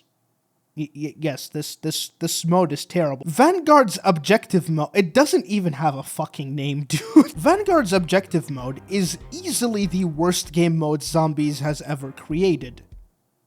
Kind of. If you were to remove all context from all of the modes in Zombies and just compare them based on their quality, this isn't the worst mode. While the mode is still terrible, Tortured Path, Nightmares, and Turned are all worse in my opinion. But the context does matter here because unlike every other mode I've talked about so far, Vanguard's objective mode was the launch experience of the game, and was supposed to represent the type of content that the game would receive moving forward. This was supposed to be the main experience that you get after paying $70, and currently, it's half of the game. The game has 4 maps, 2 of which are objective-based. When you apply that context to it, the mode's quality has a far stronger impact on the reception of the game, the reputation of the developers, and the budget and creative freedom of future installments. And with how catastrophic the launch of Vanguard was, this mode rightly deserves the title of the worst game mode in Zombies, and the 2 maps stuck to it rightly deserve the title of the worst maps in Zombies. So what is it that makes this mode terrible? Well, let's get right into it. First, let's describe how this mode works. So, you spawn in a hub area, which has the box, pack-a-punch, crafting table, and 2 new things added for Vanguard called the Altar of Covenants and the Tomb of Rituals, which I will talk about in a bit. Surrounding this hub area is a bunch of barriers from all sides, and each of them block a pathway that leads you to a new area. each of them having a portal, and interacting with one of these portals will send you to an objective. Once you complete that objective, the barrier connected to the portal disappears, allowing you to access the new area of the hub. Basically, instead of opening these barriers using points like in regular round-based zombies, you instead have to do an objective to open these barriers. Getting rid of all of these barriers by doing their objectives is how you open the map essentially, allowing you to access all of the 5 perks around the map. In addition to opening up these barriers, completing objectives will also give you points, salvage, and a new currency called sacrificial hearts. Sacrificial hearts are used in the Altar of Covenants and in the Tomb of Rituals. The Altar of Covenants is a shop that provides you with a random set of passive buffs, such as getting more salvage, being immune to explosives, successive hits against zombies do more damage, etc, etc. And alongside these buffs, you also have the ability to buy ammo mods like Cryo Freeze and Brain Rot. The set of buffs in the shop resets every round, and you also have the ability to replace whatever buffs you've already bought. The Tome of Rituals, on the other hand, allows you to upgrade whatever field upgrade that you have equipped. Each upgrade either increases the amount that you can hold or adds a new ability to the field upgrade. But that's the sacrificial hearts. What do you spend your points and salvage on? Salvage is for armor, equipment, and score streaks, and points are for the box, Pack-a-Punch, which is more expensive in this game,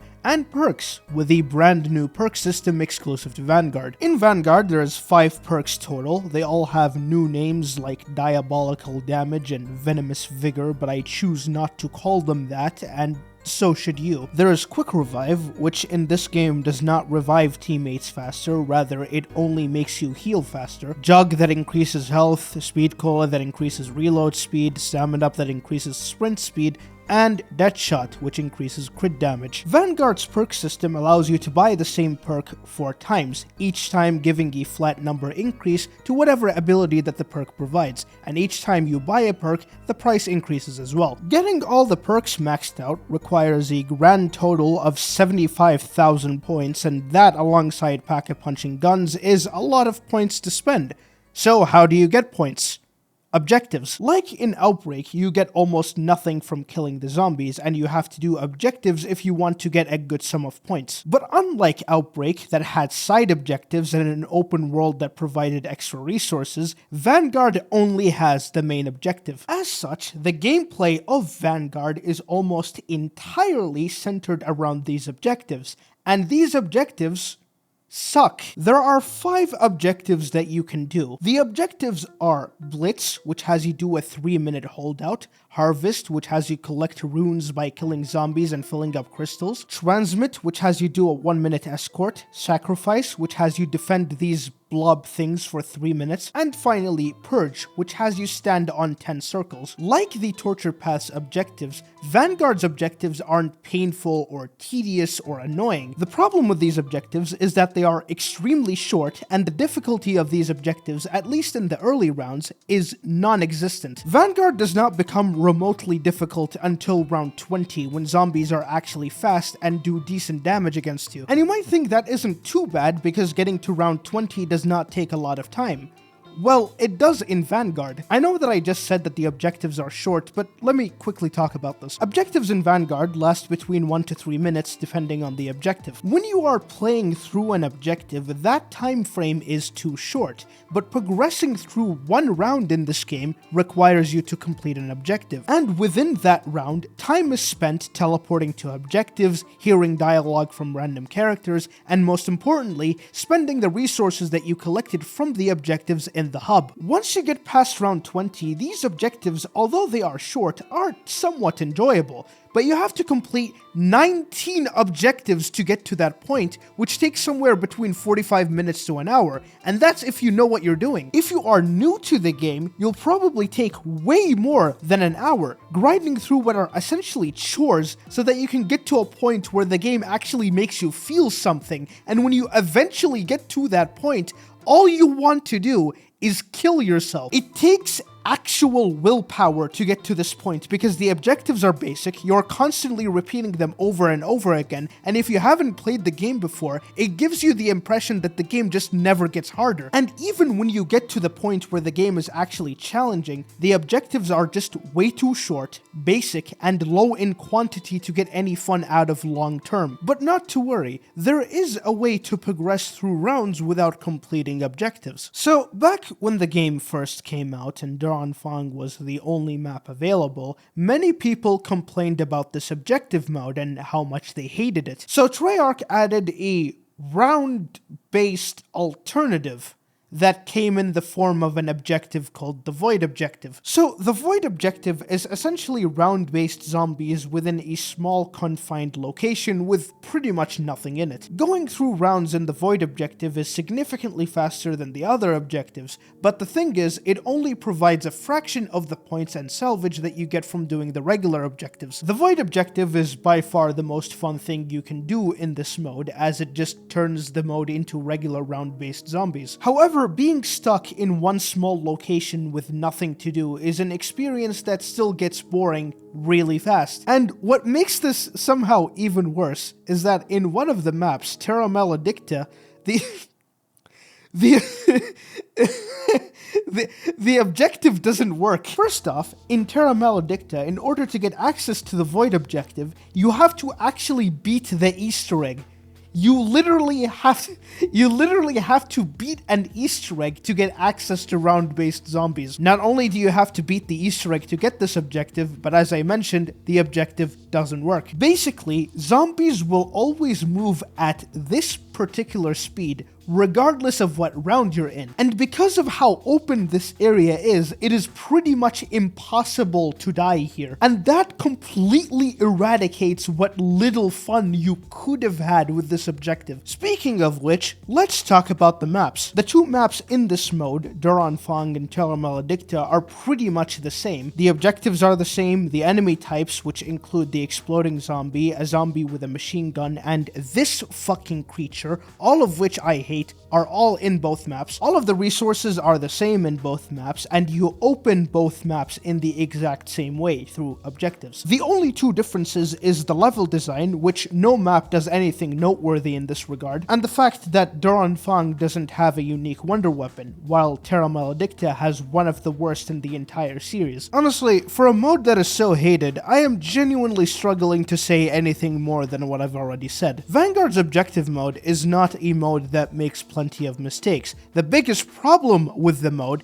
is that it's just extremely bare bones. And what little the mode offers is poorly designed. That is a criticism that I've levied at against many game modes that I've talked about in this video, but this is different. Vanguard's objective mode isn't just a side mode, it's half of a $70 game. And the fact that the mode was so hated that Treyarch completely gave up, scrapped all updates that was supposed to have, and completely abandoned the mode to make round-based instead speaks volumes of just how bad this mode really is. All that comes to mind when you think of Vanguard is what it lacks, not what it offers, because all that Vanguard truly is nothing. A complete waste of time.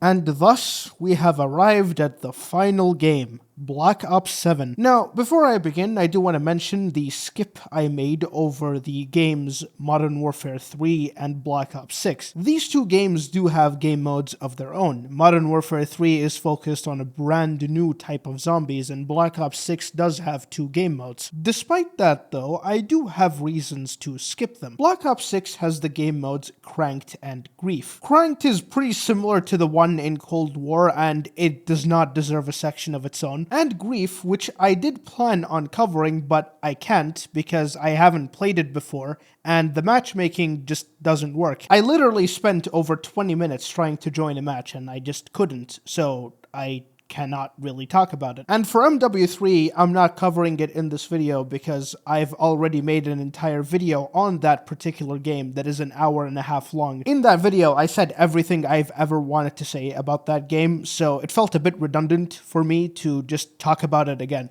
So if you're interested in that, I'll put a link in the description. So anyway, let's go back to Black Ops 7. One of Black Ops 7's key features was its brand new game mode, Cursed Mode, which the community initially dubbed Classic Mode. If you're wondering why that is, here's the context. Every single Zombies game since Black Ops 1 tried to evolve the mode in some way. Black Ops 1 increased the map size and added environmental hazards, Black Ops 2 made the mode more quest-oriented, and Black Ops 3 had a much stronger emphasis on story and added out-of-match progression and consumables. All of these changes were pretty huge, but none of these games really altered the core mechanics of Zombies. The first game to alter the core mechanics would be Black Ops 4, changing things like the perk system and point system, allowing you to customize your starting loadout, changing the way zombies' health works, etc, etc. The game after Black Ops 4, Black Ops Cold War, would further change the core mechanics, and the core mechanics introduced in that game haven't changed much since. Some of those core changes and additions made to the mechanics in Cold War include things like damage scaling, which means that zombies do more damage as the rounds pass instead of doing the exact same amount of damage every single round. The armor system included to mitigate the insane damage that zombies do in the later rounds. The loadout system, which gives you the ability to spawn in with whatever gun you want as opposed to starting the game with a pistol. The rarity system included to balance the loadout system and give each gun 5 rarities. The higher the rarity, the more damage the gun does. The fixed point system, like double feature mode in Advanced Warfare, which makes it so that you can only get points from kills and no longer get any bonus points from damaging the zombies. Perks no longer have a fixed price, and now every single perk has the same price, and that price increases depending on how many perks that you have, and also removing the 4 perk limit. Now you can buy as many perks as you want without any restrictions. There's so many other things that I haven't mentioned, but if I mention everything, I'll be here for a while, and by this point, I'm pretty sure all of you get the picture. The point is, all of these drastic changes make the game play completely differently than any of the previous games. Not surprisingly, this was controversial, and the controversy surrounding this would get worse with every single new entry because these mechanics were never changed back, only receiving slight adjustments with each entry, and in some cases these adjustments made the game worse. It seemed that zombies would forever remain in this state, and the way that zombies used to be will forever remain in the past. But during the life cycle of Black Ops 6, there was numerous leaks indicating that a classic mode would come at some point, and that point would be the release of Black Ops 7. Sort of. Black Ops 7 did not have a classic mode. It had a mode with classic mechanics. What this mode, which is Cursed Mode, is actually a challenge mode. Cursed Mode allows you to implement difficulty modifiers into zombies. Some of them are forced, others are optional. These forced difficulty modifiers that are activated by default are the classic mechanics. First off, the loadout system has been completely removed from Cursed Mode. In every single match, you spawn in with a pistol. The second of these mechanics is the return of the classic point system. Now you have the ability to get extra points from the damage that you do against zombies, but in return, the price of ammo boxes and the pack-a-punch has been increased. But beyond these two changes, everything else is pretty much exactly the same. The default version of Cursed Mode to me is just a better version of the standard mode. Starting with a pistol makes wall weapons in the box more useful, knowing how to point farm allows you to open the map earlier, and overall you are more rewarded for thinking about your decisions. Although I do have to emphasize that this mode is not that different from the standard mode, as there's so many other mechanics that weren't changed. Despite this, the regular Cursed Mode is still an improvement over the standard mode, even if it's marginal. But where Cursed Mode really shines is with its difficulty modifiers. Before starting a match of Cursed, you'll be met with this menu, and these question marks are the difficulty modifiers I talked about, and they are called relics. In order to use these relics, you have to unlock them within a match. As of me making this video, there are currently 15 relics that you can unlock, 9 of which are unlocked in the launch map Ashes of the Damned, and the other 6 can be unlocked in the DLC 1 map Astra Malorum. Obviously, when new maps come out, there will be more relics to unlock, but I do want to mention that currently Astra Malorum is the latest map that was released. Anyways, each of these relics are separated into 3 groups: Grim Relics, Sinister Relics, and Wicked Relics. Grim Relics are the easiest to unlock, and relics in this group have slight difficulty modifiers. An example of a Grim Relic would be the Dragon Wings Relic, which removes power-ups from the match. Sinister Relics are harder to unlock and have stronger difficulty modifiers than Grim Relics. An example of a Sinister Relic would be the Vril Sphere Relic, which reintroduces the 4-perk limit. And finally, Wicked Relics. These are by far the hardest to unlock and have the strongest difficulty modifiers. An example of which would be the Bus Relic, which gives every single enemy the ability to regenerate health. With these relics, not only do you have the ability to make the game harder, but you also have the ability to get bonus content if you activate enough relics. Currently, there is only 3 bonuses that you can activate, those being Golden Armor, which has the ability to regenerate without plating, Ultra Rarity, which increases the damage of your weapons, and Pack-a-Punch Tier 4, which also increases the damage of your weapons. Each of these bonuses requires a certain amount of relics to be activated. In the menu, you'll see this bar that you fill up by activating relics. How much this bar is filled up by the relic depends on what group of relics did you pick the relic from. But of course, in order to get any of these bonuses, you first have to unlock the relics. So, how do you do that? First of all, in order to have the ability to unlock relics in a certain map, you have to first beat that map's Easter egg in either standard or regular cursed mode. Honestly, I don't understand why this was implemented. Getting some of these relics is already difficult enough, and being forced to do the Easter egg on top of that is just stupid. Once you're done with that, you can now have the ability to start unlocking these relics. Each relic requires you to do 3 things in order to be unlocked. You first have to reach a specific round, then you have to do a random set of steps, and finally do a challenge. In addition to this, if you're trying to unlock a Sinister Relic or a Wicked Relic, you have to have a certain amount of relics activated beforehand. The most notable part of the unlock process is the second part, where you have to do a random set of steps to open a portal. And when I say random, I mean finding 10 stuffed bunnies around the map that can only be seen in Ether Shroud. Kind of random. The unlock methods range drastically from things that can be done in under a minute to things that can take over 2 hours. For example, the Vril Sphere Relic is one of the easiest ones to unlock, as all you have to do is kill a Doppelgast by activating a launchpad. The Spider Fang Relic, on the other hand, is one of the most difficult ones to unlock. You have to kill Oscar, the elite enemy on Astro Malorum, with a knife, while a ghost from the perk Wisp T is inside him. You have to kill one of the tankiest enemies in zombies with a knife while the ghost is standing in this exact position, and if it moves a fucking pixel off, it doesn't work. You can tell from the 3 examples I mentioned just how obtuse and random these steps are. And that's intentional. The way that relics are meant to be found is with the effort of an entire community. The unlock methods for these relics were not designed in such a way that anyone can find them using deduction or exploration, and instead was designed as a community hunt. Thousands of players participate in the hunt, each trying various different random sets of actions, hoping that it would somehow find them a lead or even find the method to unlock a relic. And if a lead ever comes up, the rest of the community focuses on it, and eventually that's how a relic is found. Because of this, some of these relics took weeks and months to find, and a couple of them literally had to be data mined in order to be found. Now, personally, I don't mind the fact that these relics are that difficult to find. Not every single aspect of the game has to be casual friendly, and although I personally don't participate in these hunts, it's nice that this revived a community of hunters that have laid dormant for years. The problem that I have, though, is that some of these relics are just not fun to acquire. They either have ridiculously precise conditions that have to be met, like the Spider Relic, which drove me insane, or are extremely time-consuming, like for example, all of the Wicked Relics. Each of them requires you to first reach round 60 in order to have the ability to unlock them. That said, I did enjoy going for all of these relics. Some of these relics are genuinely difficult to get, but the difficulty was fun. for the most part anyway. My favorite unlock was the Dragon Relic, which had you do the Easter egg boss fight on round 60. This boss fight is already hard, but on round 60 the zombies are faster, they hit harder, and there's the addition of doppelguests. And then there's the explosives only challenge after the boss fight, and it's... Oh, shit. Hold up, give me a minute. There we go.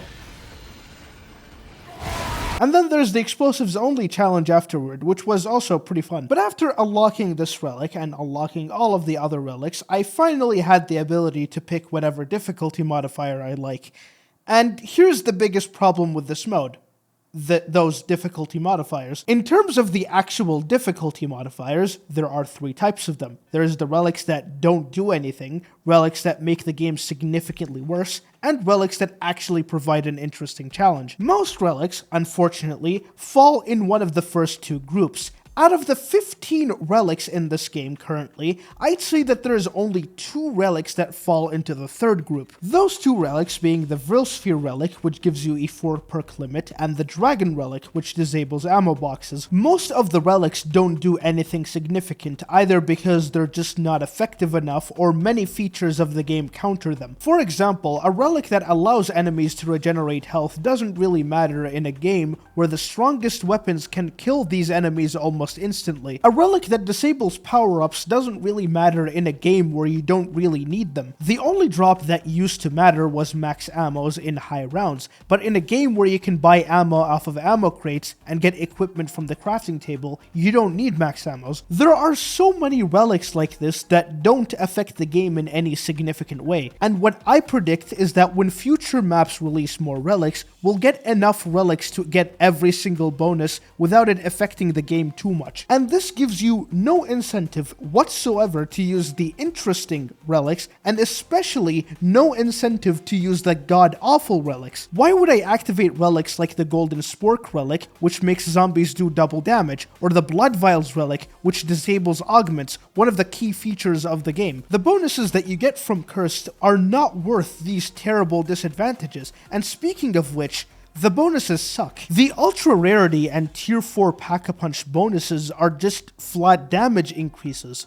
That's it, there's nothing more than that. Golden Armor would have been an interesting bonus if it wasn't a feature in Modern Warfare 3 and Black Ops 6. Not only are these bonuses not interesting, but you don't even need the Ultra Rarity and Tier 4 Pack-a-Punch. Tier 3 Pack-a-Punch and Legendary Rarity is already strong enough to get you to any round you want, so why would you make the game harder for such a small bonus? Golden Armor is the only valuable bonus and it requires the least amount of relics. Now, granted, in the future, they might add more bonuses that forces you to use more relics. Personally though, I don't believe they're ever gonna implement any new bonuses, and even if they do, it's probably gonna be another stat change. Honestly, this part of the game mode feels like an afterthought. The difficulty modifiers should add an interesting layer of challenge to the game, and the rewards should add a unique and desirable element in the game that incentivizes you to activate the difficulty modifiers. But what Cursed has now is a massive group of difficulty modifiers that essentially do nothing or ruin the game, and activating them does not benefit you enough,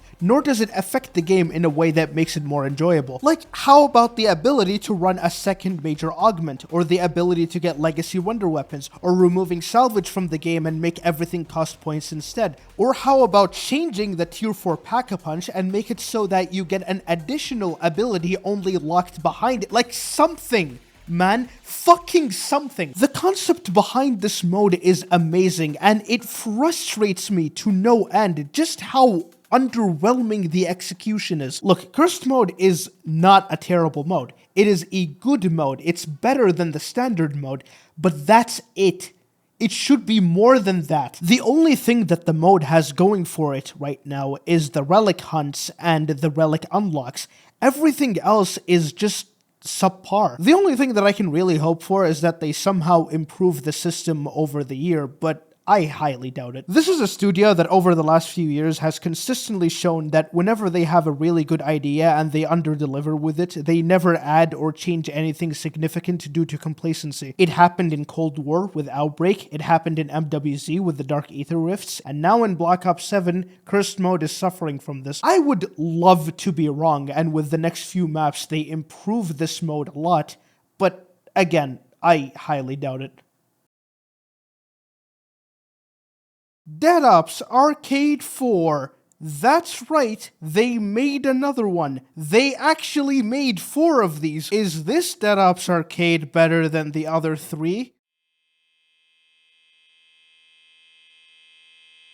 Let's start with what's new with Dead Ops 4. Dead Ops Arcade 4's biggest feature is a brand new shop called the Slayer Mart. Throughout the match, you'll occasionally have the ability to collect cash. These come in the form of coins, each being worth $100. You can use these coins to buy items from a new shop called the Slayer Mart. The Slayer Mart offers a massive number of items that you can buy, most of which being permanent buffs, but you also have the ability to buy other things, like for example, temporary items for the next round, temporary fates that last 30 minutes, buy nukes and dashes, and most importantly, having the ability to buy ammo mods that are equipped on all weapons and field upgrades. Every ammo mod and most of the field upgrades from Black Ops 7's round-based maps are available in Dead Ops Arcade 4, and any augments that you equip for these ammo mods or field upgrades in the menu will affect how they behave in a match. Ammo mods are great support damage, but what's really good are the field upgrades. Well, the defensive ones anyway. As of me making this video, the best field upgrade in the game is Aether Shroud. Aether Shroud works exactly like how it works in the round-based maps. You use it, and all zombies will ignore you for a few seconds. Not only does this field upgrade charge pretty quickly, but it will save you almost 100% of the time. Frostblast and Tesla Storm are also good alternatives, but Aether Shroud is the best of all of them. But again, these are not the only things that you can buy from the Slayer Mart. As I mentioned earlier, the Slayer Mart mostly offers permanent buffs, and many of them are really good. You can make certain items stronger and or last longer, get a 25% damage increase, gain a permanent spinning barrel which has saved me countless times, have the ability to upgrade your fate abilities, and even buy one of 2 secondary fates, Divine Chalice and Divine Shield. These 2 fates that were introduced in Dead Ops 3 are no longer part of the Room of Fate. Now you can only get them from the Slayer Mart. There's also items that you can buy that give you a massive buff, but at a cost. Well, only one item does that at the moment, but there is potential for more of these items coming in the future. The one that I am talking about is the War Machine upgrade, which makes it so that every weapon that you pick up is immediately max upgraded, but decays 3 times faster. The Slayer Mart is by far my favorite feature in any of the Dead Ops modes. Throughout a match of Dead Ops 4, the amount of cash that you can get is not enough to get everything that you want early, and as such, it makes you take decisions on what items that you want to buy with the limited amount of cash that you have. The price of items range massively. Some of them are far more expensive than others, so you can buy a few expensive items or buy a bunch of cheap ones or a mixture of the two. You also have the ability to get cheaper but weaker alternatives to certain powerful but very expensive items. For example, Aether Shroud is easily the best field upgrade in the game, but it costs twice as much as the other field upgrades. So if you want, you might want to get a weaker but cheaper field upgrade like Tesla Storm or Frostblast instead to save money for other purchases. Additionally, the Slayer Mart only appears 6 times in a match, so you have to choose which upgrades to get early and which of them to leave for later. This system is very nuanced and it adds so much replayability to Dead Ops 4 because there's plenty of things to experiment with. Seriously, the amount of builds that you can do depending on what fate you're running and depending on how much cash that you have is endless. And because the Slayer Mart always gives you a random set of items every single game is different. That said, how do you collect cash for the Slayer Mart? There are a handful of bonus rooms that give you a small amount of cash for the Slayer Mart, but the real way to get the cash is through a brand new feature, the Slayer Arena. The Slayer Arena appears 3 times a match, and in the Slayer Arena, you are given 3 to 4 minutes to kill as many zombies and special enemies as possible to collect cash. You are given 3 extra lives that aren't taken from the life counter, and losing all of these lives will kick you out of the Slayer Arena. Once the timer reaches 0, a boss fight featuring either the Guardian from Citadel de Mor, the Z-Rex from Shattered Veil, or the Mega Abomination from MWZ will start. Once you beat the boss fight, you'll get a massive cash bonus, and then you'll have the ability to use the Slayer Mart. Now, I would talk about why the Slayer Arena is so awesome, but I think I'll just let the gameplay speak for itself.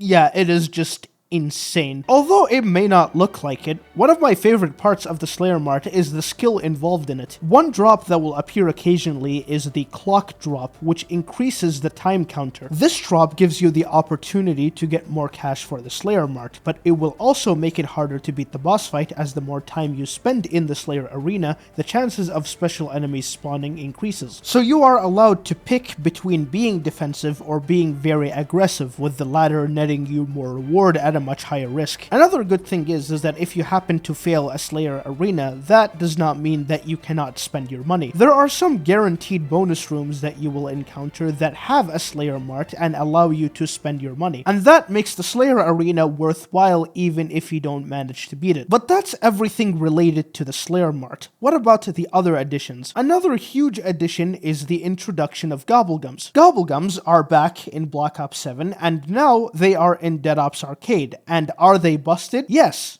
In fact, Gobblegums in this mode might actually be more overpowered than the Gobblegums in Black Ops 3. First off, Gobblegums are not the same as the Gobblegums in round-based. The abilities for most Gobblegums had either been adjusted to work better in Dead Ops, or their abilities were changed entirely. For example, the Gobblegum Wonder Bar would normally give you a guaranteed wonder weapon out of the box, but in a mode that doesn't have the box, this Gobblegum would be useless. So in Dead Ops Arcade, Wonder Bar's ability was changed. What Wonder Bar does now is make it so that every single round for the next 30 minutes, you'll either get a free chicken or a free mutant injection. During a match of Dead Ops, you spawn in with 3 Gobblegums from your pack like round-based, but you can only refill Gobblegums once every 4 rounds. You can switch your Gobblegum packs like you can in round-based, which gives you the ability to use upwards of 25 different Gobblegums. And with the power of Gobblegum maxing, you can completely take away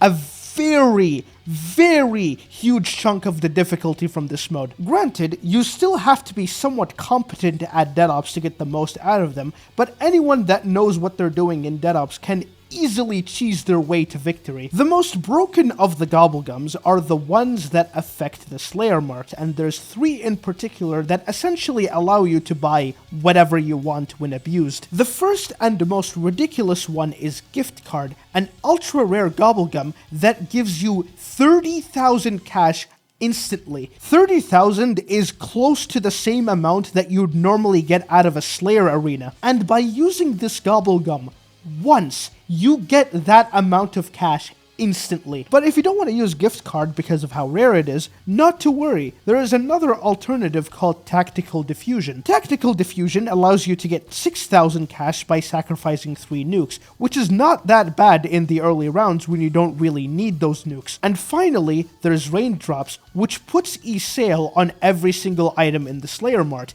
being as high as 50%. With the power of these 3 Gobblegums, you can get every single strong bonus very early. early, which not only ruins the entire mechanic, but makes you extremely overpowered. And that's just 3 of the Gobblegums. Let me quickly mention the other ones. Crate Power doesn't let you lose gems on death, allowing you to keep your score multiplier and in turn get more lives. Re-Equipment gives you random combinations of 2 nukes and dashes, can be used multiple times to max out both. Soda Fountain significantly increased the chance of getting drops for 5 minutes, which is multiple rounds. Elemental Exposure make you immune to all hazards like lava pools and lasers for 10 minutes. Wall-to-wall clearance, drop a nuke every 10 fucking seconds for 2 minutes, allowing you to essentially skip an entire round. And I can go on and on and on. Now, despite how ridiculous these Gobblegums are, I don't really mind them. You don't need to use Gobblegums in order to win. The game is much harder without them, but you'll manage. And as I said, if you want to beat DOA 4, you have to be good at DevOps. You cannot let Gobblegums carry you. That said, I do appreciate that it exists to make things somewhat easier, and I do personally use them, although I don't, really abuse them. Now let's get into the small additions that were added to this mode. First, bonus rooms are no longer random. They are guaranteed to appear after every 3rd round of an arena. This is a great change, as there's plenty of bonus rooms in this mode, and they all vary heavily in how much they offer you. Having another layer of randomness concerning when these bonus rooms appear was just annoying in my opinion, so having that randomness removed makes the game a lot more fun. Also, it gives you a sense of excitement every 4 rounds, wondering whether you're gonna get something good or not. And finally, there is the save and quit feature. Now you have the ability to save your progress in solo and complete it at another time. There's so many other things that I haven't mentioned that were added in this mode, but I think I've talked about enough. But even from the things that I've mentioned, you can see that Dead Ops Arcade 4 introduced a bunch of new to this mini franchise. With how much content that this mode has over the other 3,